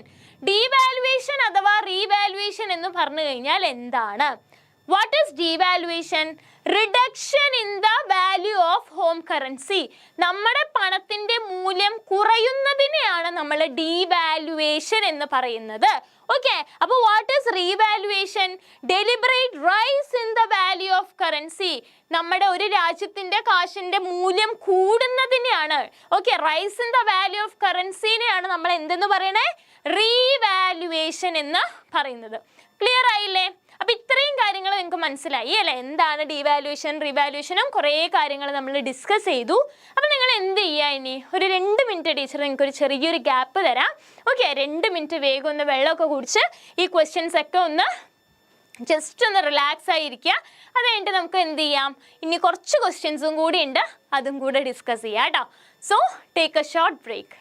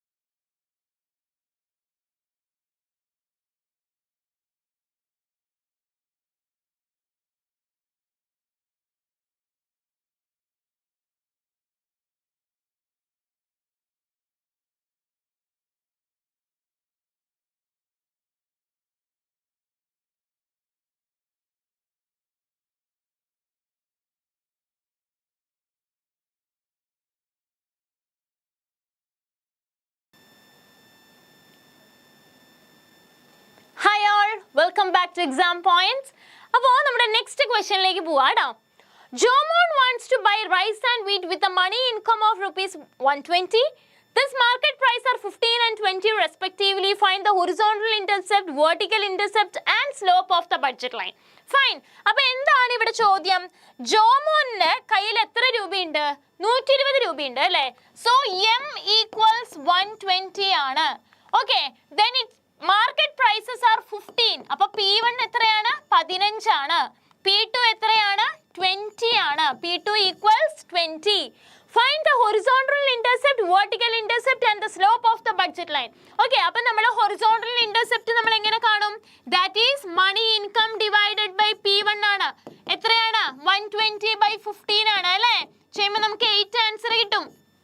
Clear ആയില്ലേ? തന്നിരിക്കുന്ന മണി ഇൻകം ഡിവൈഡഡ് ബൈ നമുക്ക് തന്നിരിക്കുന്ന പ്രൈസ്. അപ്പോൾ വെർട്ടിക്കൽ ഇന്റർസെപ്റ്റ് എങ്ങനെയായിരിക്കും? മണി ഇൻകം ഡിവൈഡഡ് ബൈ P2 ആണ്. മണി ഇൻകം എത്രയാണ്? 120. P2 എത്രയാണ്? 20 ആണ്. വിച്ച് മീൻസ് 6 അല്ലേ? അപ്പോൾ ഹൊറിസോണ്ടൽ ഇന്റർസെപ്റ്റ് കാണാൻ തന്നിരിക്കുന്ന total money income divided by price ചെയ്താൽ മതി. പ്രൈസ് 1. വെർട്ടിക്കൽ ആണെങ്കിലോ പ്രൈസ് 2 ചെയ്താൽ മതി. ക്ലിയർ? അങ്ങനെയാണെങ്കിൽ നമ്മുടെ ലാസ്റ്റ് ക്വസ്റ്റ്യൻ എന്താണ്? Slope of the budget line. Slope of the budget line നമുക്കറിയാം മൈനസ് P1 ബൈ P2 ആണ് അല്ലേ? ദാറ്റ് ഈസ് മൈനസ് എന്താണ്? 15 ബൈ 20 ആണ്. അപ്പോൾ 15 ബൈ 20 ചെയ്യാം. അപ്പോൾ ഇത് ചെയ്യുമ്പോൾ കിട്ടുന്ന ആൻസർ ആണ് നമ്മുടെ ഏതെന്ന് പറയണേ? ബഡ്ജറ്റ് ലൈനിന്റെ സ്ലോപ്പ് എന്ന് പറയുന്നത്. ക്ലിയർ ആയില്ലേ? കൺസെപ്റ്റ് വെർട്ടിക്കൽ ഇന്റർസെപ്റ്റ് കാണാം, അതേപോലെ ഹൊറിസോണ്ടൽ കാണാം, അതേപോലെ തന്നെ ബഡ്ജറ്റ് ലൈനിന്റെ സ്ലോപ്പും കാണണം. Then match the following ആണ്. Another match the following part എന്താ നോക്കൂ. Short run, marginal product, total fixed cost plus variable cost, marginal cost. അപ്പോൾ നമ്മുടെ ആദ്യത്തെ ചോദ്യം ഷോർട്ട് റൺ ആണ് അല്ലേ? ഷോർട്ട് റൺ ഇതിൽ ഏതുമായിട്ട് റിലേറ്റ് ചെയ്തതായിരിക്കും? That is in short run some factors are fixed. നമ്മൾ പറഞ്ഞു in short run some factors are fixed. ഇത് A ആണ്. Okay, then marginal product എന്ന് പറഞ്ഞു കഴിഞ്ഞാൽ എന്താ? ഇൻപുട്ടിൽ മാറ്റം വരുമ്പോൾ ഔട്ട്പുട്ടിൽ മാറ്റം വരുന്നു. ആ ഓപ്ഷൻ ഏതാണ്? Change in output by change in input ആണ് അല്ലേ? Option B. Clear? then total fixed cost എങ്ങനെയാണ്? നമുക്ക് ഇങ്ങനെ ഒരു സ്ട്രെയിറ്റ് ലൈൻ ആണ് ടോട്ടൽ ഫിക്സ്ഡ് കോസ്റ്റ് അല്ലേ? So horizontal straight line parallel to the x axis. അതാണ് ഏതെന്ന് പറയണേ? നമ്മുടെ ഓപ്ഷൻ സി എന്ന് പറയുന്നത്. then total fixed cost plus total variable cost equal TFCയും TVCയും കൂട്ടിയാൽ എന്താണ് കിട്ടുക? ടോട്ടൽ കോസ്റ്റ് ആണ് കിട്ടുക. Option D. Clear? then marginal cost എന്ന് പറയുന്നത് എന്താണ്? Delta TC by delta Q ആണ് അല്ലേ? ചേഞ്ച് കാണിച്ചു. അപ്പോൾ ഇങ്ങനെയുള്ള ക്വസ്റ്റ്യൻസ് റിപ്പീറ്റഡ്ലി ചോദിക്കാനുള്ള ചാൻസ് ഭയങ്കര കൂടുതലാണ്. Clear? then complete the table given below. Land, labor, capital, organization, factors of production തന്നിട്ടുണ്ട്. ഇതിന്റെ റെന്യൂമറേഷൻസ് എഴുതാനാണ് പറയുന്നത്. സിമ്പിൾ ആണ് അല്ലേ? എന്താണ് ലാൻഡിന്റെ റെന്യൂമറേഷൻ? എന്താണ്? ലാൻഡിൽ നിന്നും റെന്റ് കിട്ടുന്നു. then ലേബറിൽ നിന്നും വേജ് ആണ്. ലേബറിന്റെ റെന്യൂമറേഷൻ എന്താണ്? വേജ് ആണ്. Capital, interest, capital race for the interest and organisation remuneration എന്താണ്? പ്രോഫിറ്റ് ആണ്. Clear? Rent, wage, rate, interest rate and profit. Clear? നമുക്ക് നിങ്ങൾക്കും സമയം കുറവാണ് അല്ലേ? നമുക്ക് ഇനി ഇത് കഴിഞ്ഞിട്ട് നിങ്ങൾ ഏതെങ്കിലും ഭാഗം ടച്ച് ചെയ്തില്ലെങ്കിൽ അതും കൂടെ ചെയ്ത് പോകേണ്ടതുണ്ട്. നാളെ എക്സാം ആണ്. അതുകൊണ്ടാണ് ടീച്ചർ ഒന്ന് സ്പീഡാക്കണേ കേട്ടോ. then various concepts are given below. match A with B. എയും ബിയും തമ്മിൽ മാച്ച് ചെയ്യാനാണ് പറയണേ. നമുക്ക് നോക്കാം. Marginal product. എന്താണ് മാർജിനൽ പ്രൊഡക്റ്റ് എന്ന് പറഞ്ഞു കഴിഞ്ഞാൽ change in total cost per unit ആണോ? അല്ല. Relation between input and output ആണോ? അല്ല. Change in output per unit of change in input അല്ലേ? മാർജിനൽ പ്രൊഡക്റ്റ് എന്ന് പറഞ്ഞു കഴിഞ്ഞാൽ എന്താണ്? Change in output per unit of change in input ആണ് മാർജിനൽ പ്രൊഡക്റ്റ്.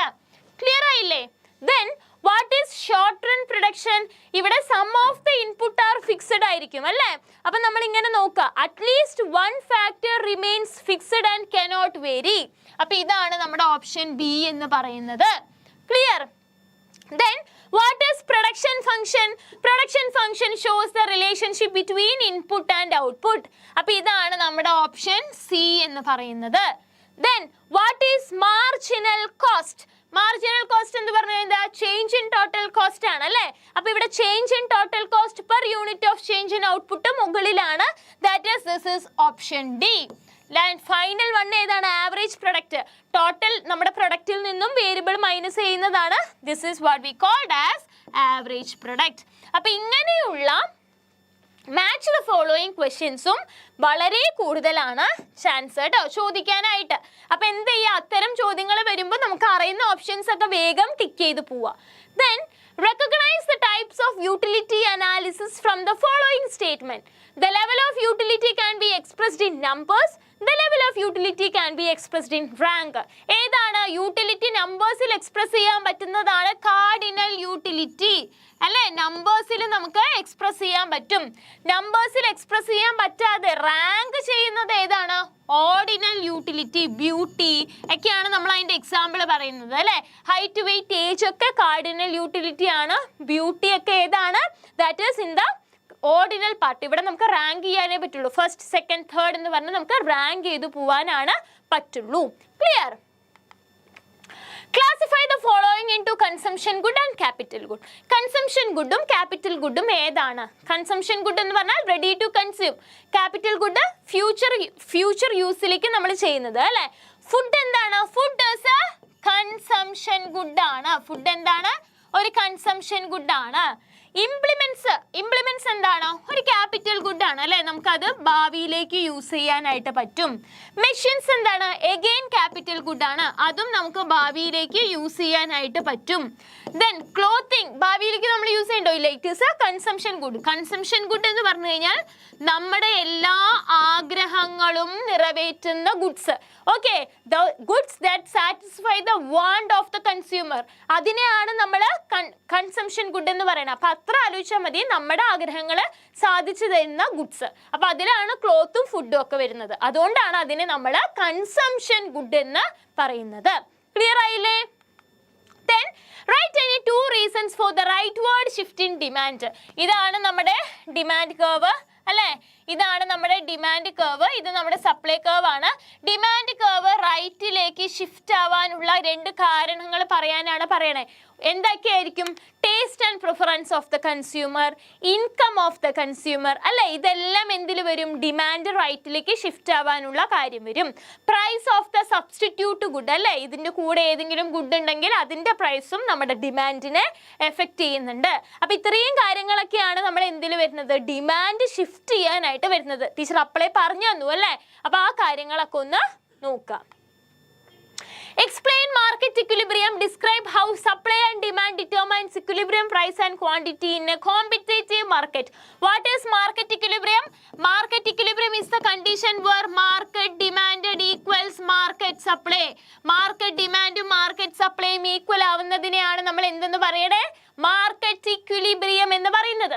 അപ്പൊ ഈ മാർക്കറ്റ് ഇക്വിലിബ്രിയത്തിൽ ഡിമാൻഡും സപ്ലൈയും ഈക്വൽ ആയി പോകുന്ന ഈ ഗ്രാഫാണ് നമ്മുടെ equilibrium.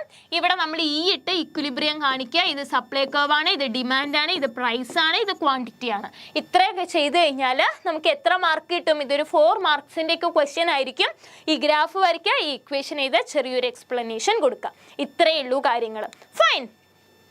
Then write down the 3 limitations of the gross domestic product as an indicator of welfare. എന്തൊക്കെയാണ്? Distribution of GDP, how uniform it is അല്ലേ? GDP കാൽക്കുലേറ്റ് ചെയ്യുമ്പോൾ അത് എല്ലാവരിലും ഒരുപോലെയാണോ എന്നൊരു ക്വസ്റ്റ്യൻ വരാം. Then externalities, positive and negative externalities ഉണ്ട്. അപ്പൊ teacher ഇത് ഹിന്റ് ആണ് ഇട്ടിരിക്കുന്നത്. ഈ പാർട്ട് ഒന്ന് നോക്കുക.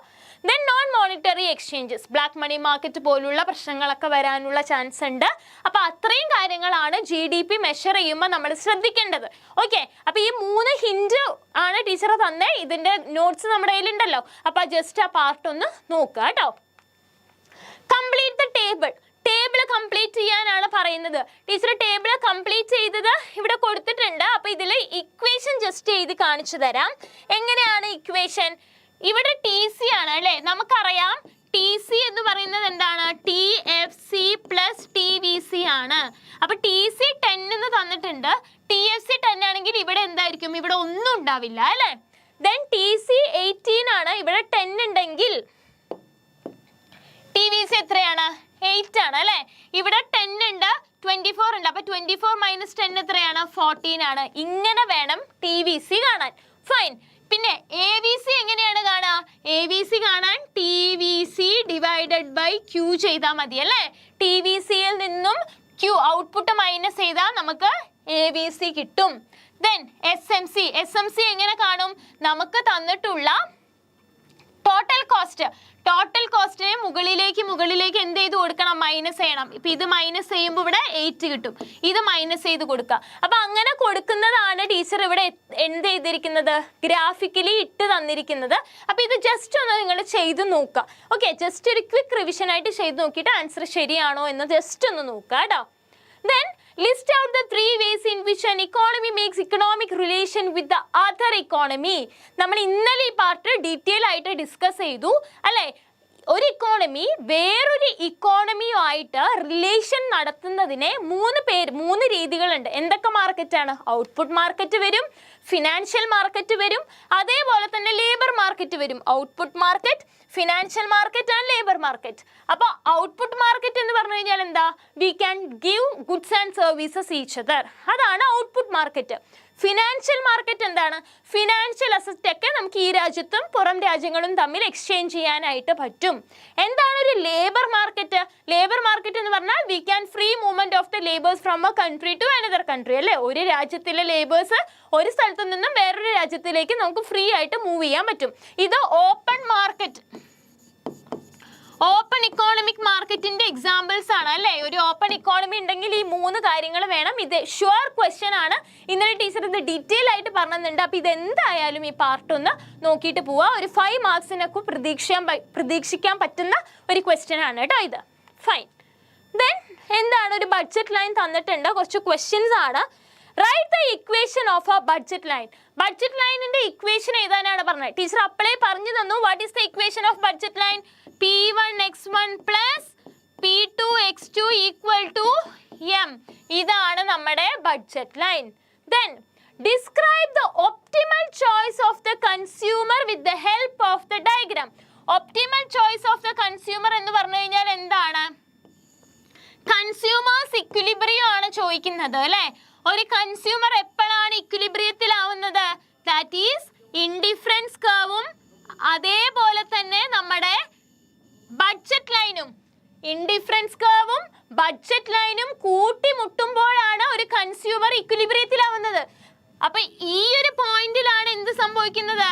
കൺസ്യൂമർ ഇക്വിലിബ്രിയം ആവുന്നത്. അപ്പൊ ഇതും ഇന്നലെ ടീച്ചർ പറഞ്ഞു തന്നിട്ടുണ്ടായി അല്ലേ? അപ്പൊ എന്താണ് നമ്മുടെ equation of the budget line? P1x1 plus P2x2 equal to M എന്ന് എഴുതി. Then describe optimal choice of the budget line ആണ് ചോദിച്ചിരിക്കുന്നത്. അപ്പൊ നമ്മൾ എന്ത് എഴുതി? ഇൻഡിഫറൻസ് കർവ് എഴുതി. അതേപോലെ തന്നെ നമ്മൾ ബഡ്ജറ്റ് ലൈൻ വരച്ചു. എന്നിട്ട് ഇത് കൂട്ടിമുട്ടുന്ന ഈ ടാൻജൻസി പാർട്ടിനെയാണ് നമ്മൾ കൺസ്യൂമേഴ്സ് ഇക്വിലിബ്രിയം അഥവാ കൺസ്യൂമറിന്റെ ഒപ്റ്റിമൽ ചോയ്സ് എന്ന് പറയുന്നത്. അപ്പൊ ആ ഒരു പാർട്ടും കൂടെ ക്ലിയർ ആയിട്ട് നോക്കുക കേട്ടോ. Write a short note on the emergence of macroeconomics. Okay, macroeconomicsന്റെ എമർജൻസിനെ കുറിച്ച് ഒരു ഷോർട്ട് നോട്ട് എഴുതാനാണ് പറയുന്നത്. എങ്ങനെയാണ് മാക്രോ ഇക്കണോമിക്സ് ഉണ്ടായത്? നമുക്കറിയാം. ബിഫോർ 1929 1929 മുമ്പ് നമ്മൾ വിശ്വസിച്ചിരുന്നത് ഏതിലാണ്? ക്ലാസിക്കൽ ഇക്കണോമിക്സിലാണ് അല്ലേ? We believed in classical economics. എന്തുകൊണ്ടാണ്? Because there said that there is full employment in the market. ഇക്കോണമിയിൽ ഫുൾ എംപ്ലോയ്മെന്റ് ആണ്. അതേപോലെ തന്നെ അവർ എന്തും കൂടെ പറഞ്ഞിരുന്നു? There is no state intervention, government intervention വേണ്ട എന്നും കൂടെ അവർ പറഞ്ഞിരുന്നു. ക്ലിയർ? അപ്പോൾ ആഫ്റ്റർ 1929 കഴിഞ്ഞപ്പോൾ ഇക്കോണമിയിൽ ഗ്രേറ്റ് ഡിപ്രഷൻ വന്നു. ഫുൾ എംപ്ലോയ്മെന്റ് എന്നുള്ള കൺസെപ്റ്റ് മാറി. ലോകത്ത് മൊത്തം അൺഎംപ്ലോയ്മെന്റ് ആയി. അപ്പോഴാണ് 96 നമ്മുടെ Keynes the general theory of employment interest and money എന്നൊരു പറയുന്ന പുസ്തകം കൊണ്ടുവരികയും അതിൽ ഈ പറയുന്ന പ്രശ്നങ്ങൾക്കൊക്കെ സൊല്യൂഷൻ കൊണ്ടുവരികയും ചെയ്യുന്നത്. അങ്ങനെയാണ് മാക്രോ ഇക്കണോമിക്സ് എന്ന് പറയുന്ന ഒരു സ്പെഷ്യലൈസ്ഡ് ബ്രാഞ്ച് ഉണ്ടായത്. ക്ലിയർ? അപ്പൊ ആ ഒരു കൺസെപ്റ്റ് നിങ്ങൾ എന്ത് ചെയ്യുക? ക്ലിയർ ആയിട്ട് പഠിച്ചു വെക്കുക. Then The book General Theory of Employment, Interest and Money was established in the year, teacher ഇപ്പൊ പറഞ്ഞേ ഉള്ളൂ, 1936 എപ്പോഴാണ്? 1936 Then in a centrally planned economy, ഏത് ഇക്കോണമിയാണ്? സെൻട്രലി പ്ലാൻഡ് ഇക്കോണമിയാണ്. All important decisions regarding the production, exchange and consumption are taken by centrally planned production, distribution, consumption ഒക്കെ തീരുമാനിക്കുന്ന ആൾ ആരാണ്? ഗവൺമെന്റ് ആണ്. ആരാണ്? ഗവൺമെന്റ് ആണ്. പക്ഷേ ഒരു മാർക്കറ്റ് ഇക്കോണമിയിലാണെങ്കിൽ ആരാണ്? Market forces. അപ്പോൾ ഇവിടെ option is the government. Centrally planned economy is also known as socialistic economy. എന്ത് ഇക്കോണമി എന്നും കൂടെ പറയും? സോഷ്യലിസ്റ്റിക് ഇക്കോണമി എന്നും കൂടെ നമുക്ക് അതിനെ പറയാനായിട്ട് പറ്റും. Then how cardinal utilities differ from ordinal utility? Simple ആണ്. കാർഡിനൽ യൂട്ടിലിറ്റി എന്ന് പറഞ്ഞു കഴിഞ്ഞാൽ മെഷേർഡ് ത്രൂ നമ്പേഴ്സ് ആണ് അല്ലേ? Cardinal utility can be measures through numbers വെച്ച് നമ്മൾ മെഷർ ചെയ്യും. ഓക്കെ, അപ്പൊ ഓർഡിനൽ യൂട്ടിലിറ്റി ആണെങ്കിലോ ബൈ റാങ്കിങ് ആണ്. ഓർഡിനൽ യൂട്ടിലിറ്റി എന്താണ്? It is used by ranking. Clear ആയില്ലേ? Fine. Then define demand and its determinants. ഇപ്പോൾ ഒരു 2 മിനിറ്റ് മുമ്പ് ടീച്ചർ അത് പറഞ്ഞേ ഉള്ളൂ. എന്താണ് ഡിമാൻഡ് എന്ന് പറഞ്ഞു കഴിഞ്ഞാൽ it is the desire of a person to buy a commodity അല്ലേ? കയ്യിലുള്ള കാശ് വെച്ച് ഒരു സാധനം വാങ്ങാനുള്ള നമ്മുടെ ആഗ്രഹത്തെ, ഡിസയർ ആൻഡ് വില്ലിങ്നെസ്സിനെയാണ് നമ്മൾ എന്തെന്ന് പറയണേ? ഡിമാൻഡ് എന്ന് പറയുന്നത്. ഡിസയർ ആൻഡ് വില്ലിങ്നെസ്, ആ വാക്ക് ഉണ്ടാവണം. എന്നിട്ട് അത് അണ്ടർലൈൻ ചെയ്ത് കൊടുക്കുക കേട്ടോ. Desire and willingness. അതിന്റെ ഡിറ്റർമിനൻസ് ഏതൊക്കെയാണ്? പ്രൈസ് ഓഫ് ദ കൊമോഡിറ്റി വരാം, price of the related good, ആ ഗുഡിന്റെ പ്രൈസ് വരാം, അതിന്റെ കൂടെയുള്ള ഗുഡിന്റെ പ്രൈസ് വരാം, ഇൻകം ഓഫ് ദ കൺസ്യൂമേഴ്സ് വരാം, state and preference of the consumer. Okay, കൺസ്യൂമറുടെ ടേസ്റ്റും പ്രിഫറൻസും ഒക്കെ ഒരു ഡിമാൻഡിനെ ബാധിക്കാം അല്ലേ? എനിക്ക് ആ സാധനം വാങ്ങാൻ ഇഷ്ടമില്ലെങ്കിൽ എന്താ അതിന്റെ ഡിമാൻഡ് എൻ്റെ നിന്ന് പോയി. Clear? Then define price elasticity of demand. Price elasticity of demand എന്ന് പറഞ്ഞു കഴിഞ്ഞാൽ എന്താ? That is change in അല്ലേ? Change in quantity demanded by change in price ആണ്. എന്താണ് നമുക്ക് പറയാൻ പറ്റുന്നത്? Change in quantity demanded by change in price ആണ്. അപ്പൊ നമുക്ക് ഇതിനെ എങ്ങനെ എഴുതാനായിട്ട് പറ്റും? That is delta Q by delta P into P by Q. ഇതാണ് നമ്മുടെ ഇലാസ്റ്റിസിറ്റി ഓഫ് ഡിമാൻഡ്. ഇമ്പോർട്ടൻ്റ് ആണ്, പഠിച്ചു വെച്ചോളാം. Change in quantity demanded by change in price. Clear? Fine. Then in case of an inferior good, inferior good teacher പറഞ്ഞു തന്നു. Income കുറഞ്ഞു കഴിഞ്ഞാൽ inferior good വാങ്ങുന്ന ഡിമാൻഡ് കൂടും. ഇൻകം കൂടിക്കഴിഞ്ഞാൽ ഇൻഫീരിയർ ഗുഡ് വാങ്ങുന്ന ഡിമാൻഡ് കുറയും. The relation with income and quantity demanded. അപ്പൊ ഇത് തമ്മിൽ എന്ത് റിലേഷൻ ആണ്? ഇത് തമ്മിൽ ഒരു ഇൻവേഴ്സ് റിലേഷൻ ആണ്. ഒന്ന് കൂടുമ്പോൾ ഒന്ന് കുറയും, ഒന്ന് കുറഞ്ഞാൽ മറ്റേത് കൂടും അല്ലേ? So there have a negative, positive, constant or cannot be predicted. There happens a negative relation. Negative relation ആണ് നമ്മൾ ഇൻവേഴ്സ് റിലേഷൻ എന്ന് പറയണേ. പോസിറ്റീവ് റിലേഷനെയാണ് നമ്മൾ ഡയറക്റ്റ് എന്ന് പറയുന്നത് കേട്ടോ. അപ്പൊ അത് മറക്കരുത്. സോ ഇൻഫീരിയർ ഗുഡ് തമ്മിലൊരു നെഗറ്റീവ് റിലേഷൻ അല്ലെങ്കിൽ ഒരു ഇൻവേഴ്സ് റിലേഷൻഷിപ്പ് ആണ്. Clear? Difference between market economy and the centrally planned economy, as the same question we have discussed yesterday അല്ലേ? എന്തായിരുന്നു മാർക്കറ്റ് ഇക്കോണമിയും സെൻട്രലി പ്ലാൻഡ് ഇക്കോണമിയും? മാർക്കറ്റ് ഇക്കോണമിയിൽ ആരാണ് കാര്യങ്ങൾ തീരുമാനിക്കുന്നത്? മാർക്കറ്റ് മെക്കാനിസം ആണ്. സ്റ്റേറ്റ് അവിടെ ഇല്ല അല്ലേ? പ്രൈവറ്റ് സെക്ടർ ആണ്, മാർക്കറ്റ് മെക്കാനിസം ആണ്. അവരെന്ത് മാത്രമേ നോക്കുന്നുള്ളൂ? ലാഭം മാത്രമേ നോക്കുന്നുള്ളൂ. പ്രോഫിറ്റ് മോട്ടീവ് ആണ്. പക്ഷെ ഒരു സെൻട്രലി പ്ലാൻഡ് ഇക്കോണമി അല്ലെങ്കിൽ ഒരു സോഷ്യലിസ്റ്റ് പ്ലാൻ ആണെങ്കിൽ അവിടെ ഗവൺമെന്റ് ഉണ്ട്, അവർ സോഷ്യൽ വെൽഫെയറിന് ഇമ്പോർട്ടൻസ് കൊടുക്കുന്നുണ്ട്, അവിടെ ഒരു സെൻട്രലൈസ്ഡ് പ്ലാനിങ്ങും നമുക്ക് വരുന്നുണ്ട്. Clear? Then explain the optimum choice of the consumer with the help of a diagram. അപ്പോൾ ഈ optimal choice of the consumer അല്ലെങ്കിൽ consumers equilibrium, ഇതിൽ ഏതെങ്കിലും ഒന്നാണ് ചോദിക്കുക പേര്.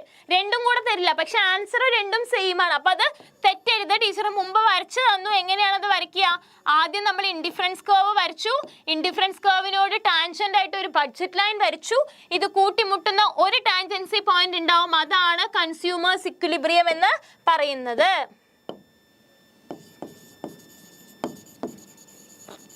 അതാണ് കൺസ്യൂമേഴ്സ് ഇക്വിലിബ്രിയം എന്ന് നമ്മൾ പറയുന്നത്. ഇവിടെ പോയിന്റ് മാർക്ക് ചെയ്ത് കൊടുക്കണം കേട്ടോ. Then complete the following chart. ഈ ചാർട്ട് കംപ്ലീറ്റ് ചെയ്യാൻ എന്തായാലും ഷുവർ ആയിട്ടും ഉണ്ടാവും. What is government budget is classified into capital budget. Capital budgeറ്റും പിന്നെന്ത് ബഡ്ജറ്റാണ്? റവന്യൂ ബഡ്ജറ്റ് അല്ലേ? ക്യാപിറ്റൽ ബഡ്ജറ്റും ഉണ്ട്, റവന്യൂ ബഡ്ജറ്റും ഉണ്ട്. അത് നമുക്ക് റവന്യൂ ബഡ്ജറ്റിൽ നിന്ന് എങ്ങനെ കിട്ടും? ഇവിടെ ഒരു റവന്യൂ കിടപ്പുണ്ട്, അപ്പൊ അതേ റവന്യൂ ആണ് മുകളിലും. റവന്യൂ റെസിപ്റ്റ് ആണെങ്കിൽ ഇവിടെ എന്താണ്? റവന്യൂ എക്സ്പെൻഡിച്ചർ ആണ് അല്ലേ, ഇവിടെ എക്സ്പെൻഡിച്ചർ ആണ്. ക്യാപിറ്റൽ റെസിപ്റ്റ് ആണെങ്കിൽ ഇവിടെ എന്താണ്? ക്യാപിറ്റൽ എക്സ്പെൻഡിച്ചർ ആണ്. Okay, then revenue receipt is again classified into tax revenue വരും, ഇവിടെ എന്ത് വരും? നോൺ ടാക്സ് റവന്യൂ വരും. ഇനി ഇതിൽ റവന്യൂ എക്സ്പെൻഡിച്ചറിന് plan expenditure, non plan expenditure എന്നൊക്കെ പറഞ്ഞ് പോകുന്നുണ്ട്. ഗ്രാഫ് കംപ്ലീറ്റ് അല്ല, പക്ഷെ ഇങ്ങനെ ഒരു ഷുവർ ക്വസ്റ്റ്യൻ എന്തായാലും വരും. ഒരു 4 മാർക്സിനൊക്കെ ഒരു 4 കോളംസ് എന്തായാലും ഫില്ല് ചെയ്യാനായിട്ട് ചോദിക്കും കേട്ടോ. അപ്പൊ എന്തായാലും ഈ കോളം നന്നായിട്ട് പഠിച്ചു വെച്ചോളാം. Explain about the positive economics and normative economics. Positive economicsഉം normative economicsഉം explain ചെയ്യാനാണ് പറയുന്നത്. എന്താണ് ഒരു പോസിറ്റീവ് ഇക്കണോമിക്സ് എന്ന് പറഞ്ഞു കഴിഞ്ഞാൽ? And economics in the terms of fact. Okay, എന്താണ് അവിടെ? ഒറ്റ വാക്ക് മതി. ഫാക്ട് എന്നൊരു വാക്ക് ഉണ്ടെങ്കിൽ എന്താണ്? നമുക്ക് മാർക്ക് കിട്ടി. ഫാക്ട് എന്നൊരു രീതിയുടെ ബേസിസിലാണ് നമുക്ക് പോസിറ്റീവ് എക്കണോമിക്സ് ഉള്ളത്.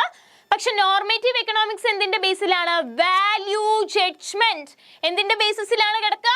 വാല്യൂ ജഡ്ജ്മെന്റിന്റെ ബേസിലാണ് നോർമേറ്റീവ് എക്കണോമിക്സ് കിടക്കുക. അപ്പൊ positive for fact and normative for value judgement, ഈ 2 വാക്കുകൾ ആലോചിച്ച് കഴിഞ്ഞാൽ നമുക്ക് 2 മാർക്ക് കിട്ടും. Clear? Then classify the following into microeconomics and macroeconomics. കുറേ സാധനങ്ങൾ തന്നിട്ട് അതിനെ മൈക്രോ ഇക്കണോമിക്സും മാക്രോ ഇക്കണോമിക്സും ആയിട്ട് ക്ലാസിഫൈ ചെയ്യാൻ പറയും. മൈക്രോ ഇക്കണോമിക്സും മാക്രോ ഇക്കണോമിക്സിന്റെയും അണ്ടറിൽ വരുന്ന കാര്യങ്ങൾ നമുക്ക് അറിയാം. അപ്പൊ ഇതിൽ വേഗം നമുക്ക് നോക്കിക്കഴിഞ്ഞാൽ അറിയാം ഡിമാൻഡ് അനാലിസിസ് എന്താണ്? ഇതൊരു മൈക്രോ ഇക്കണോമിക് കൺസെപ്റ്റ് ആണ് അല്ലെ, മൈക്രോ ആണ്. ദെൻ കൺസംഷൻ ഫംഗ്ഷൻ എന്താണ്? മൈക്രോ ആണ്. Then theory of international trade ഇതെന്താണ്? മാക്രോ ആണ്. ഇൻകം ഡിറ്റർമിനേഷൻ എന്താണ്? മാക്രോ ആണ്. Then price of factors of production എന്താണ്? മൈക്രോ ആണ്. ദെൻ ഇൻവെസ്റ്റ്മെന്റ് എന്താണ്? മൈക്രോ ആണ്. അപ്പോൾ 4 മൈക്രോവും 2 മാക്രോ ആണ് ഉള്ളത് അല്ലേ. അപ്പൊ ഇങ്ങനെയാണ് ഈ കാര്യങ്ങൾ കിടക്കുന്നത്. ക്ലിയർ ആയില്ലേ? Then what do you mean by price elasticity of demand? ദേ വീണ്ടും അല്ലേ, പ്രൈസ് ഇലാസ്റ്റിസിറ്റി ഓഫ് ഡിമാൻഡ് എന്ന് പറഞ്ഞാൽ എന്താ? Change in quantity demanded by due to change in price. അതിനെയാണ് നമ്മൾ പ്രൈസ് ഇലാസ്റ്റിസിറ്റി ഓഫ് ഡിമാൻഡ് എന്ന് പറയുന്നത്. The price of the potato fall from 100 to 75. 100 രൂപയിൽ നിന്നും 75 രൂപയായിട്ട് എന്ത്? പൊട്ടറ്റോ ഉരുളക്കിഴങ്ങിന്റെ വില കുറഞ്ഞു. As a result, the demand rises from 10 kg to 15. Demand കൂടി. Calculate the price elasticity of demand. നമ്മൾ അപ്പോഴേ കണ്ടു അല്ലേ, അപ്പോഴേ നമ്മൾ ഇങ്ങനത്തെ ഒരു പ്രോബ്ലം ചെയ്തതാണ്. ഇതേ delta Q by delta P into P by Q ഇട്ട് കഴിഞ്ഞാൽ ചെയ്ത് കഴിഞ്ഞാൽ നമുക്ക് അതിൻ്റെ ആൻസർ കിട്ടി. 2 നമുക്ക് ആൻസർ കിട്ടും. ഇതിന് തൊട്ട് മുമ്പ് നമ്മൾ ഇങ്ങനത്തെ ഒരു ക്വസ്റ്റ്യൻ ഇപ്പം ചെയ്തു. Based on the above information, comment the nature of the elasticity of demand. ഏതാണ്? That is relatively elastic demand ആണ്. ഇതൊക്കെ 6 മാർക്സിനാണ് ചോദിക്കുക. അപ്പൊ ഇതിന് 2 മാർക്ക്, ഇതിന് 2 മാർക്ക്, ഇതിന് 2 മാർക്ക്. ഓക്കെ, 6 മാർക്കിന്റെ ചോദ്യമായിട്ടാണ് ഇത് വരിക. ക്ലിയർ? സിമ്പിൾ ആണ് അല്ലേ? ഇപ്പൊ നമ്മൾ ചെയ്തതാണ്, ചെയ്തു നോക്കുക. Differentiate between marginal propensity to consume and marginal propensity to saving. എന്താണ് MPCയും MPSഉം? മാർജിനൽ propensity to MPC എന്ന് പറഞ്ഞു കഴിഞ്ഞാൽ എന്താണ്? Delta C by delta Y, change in consumption due to change in income. MPS എന്താണ്? That is change in savings due to change in income. രണ്ടും clear ആണ്. In a 2-sector economy, marginal propensity to consume is 0.6. Find the investment multiplier. നമുക്ക് MPC 0.6 തന്നിട്ടുണ്ട്. Investment multiplier കാണാനാണ് പറയുന്നത്. Investment multiplier കാണാൻ 1/1 - 6 ആണ്, C ആണ്. അപ്പൊ 1/1 - 0.6 ചെയ്ത് കഴിഞ്ഞാൽ നമുക്ക് കിട്ടുന്ന ആൻസർ ആണ് നമ്മുടെ ഇൻവെസ്റ്റ്മെന്റ് മൾട്ടിപ്ലയർ എന്ന് പറയുന്നത്. ഫൈൻ. അപ്പൊ എന്താണ് MPC എന്ന് പറയുന്നത്? Delta C by delta Y ആണ്, ഡെൽറ്റ എസ് ബൈ ആണ് MPS വരുന്നത്. ഇനി ഇതിന്റെ ഇൻവെസ്റ്റ്മെന്റ് മൾട്ടിപ്ലയർ കാണാൻ പറഞ്ഞു കഴിഞ്ഞാൽ 1/1 - C. ഇത്ര ഇക്വേഷൻ ആലോചിച്ചാൽ മതി. 1/1 - C അത് സബ്സ്റ്റിറ്റ്യൂട്ട് ചെയ്ത് കൊടുക്കാം. You can use calculators. Okay, write the economic term change in output by change in input. Change in output by change in input എന്താണ്? മാർജിനൽ പ്രൊഡക്റ്റ് ആണ് അല്ലേ. എന്താണ് നമ്മുടെ ഇക്കണോമിക് ടേം എന്ന് പറയുന്നത്? മാർജിനൽ പ്രൊഡക്റ്റ് ആണ്. ഫൈൻ. അപ്പൊ ഇത്രയും കാര്യങ്ങളാണ് നമ്മൾ ഇന്ന് ഡിസ്കസ് ചെയ്തത്.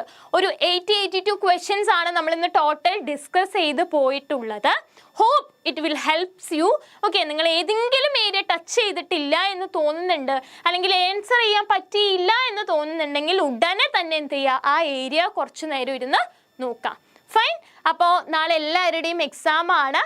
ഇന്ന് വേഗം റിവിഷനൊക്കെ ഒന്നും കൂടെ ഒന്ന് റിവൈസ് ചെയ്തിട്ട് നിങ്ങൾ നേരത്തെ ഉറങ്ങുക. നേരത്തെ ഉറങ്ങുക എന്ന് പറഞ്ഞാൽ 8 മണിക്ക് ഉറങ്ങാന്നല്ല കേട്ടോ, എന്നാലും രാത്രി ഇരുന്ന് പഠിക്കാതെ എന്ത് ചെയ്യുക, നേരത്തെ ഉറങ്ങുക. എന്നിട്ട് രാവിലെ നേരത്തെ എണീച്ചിരുന്ന് പഠിക്കാനായിട്ട് നോക്കുക. Make sure that question paper നന്നായി വായിക്കുക.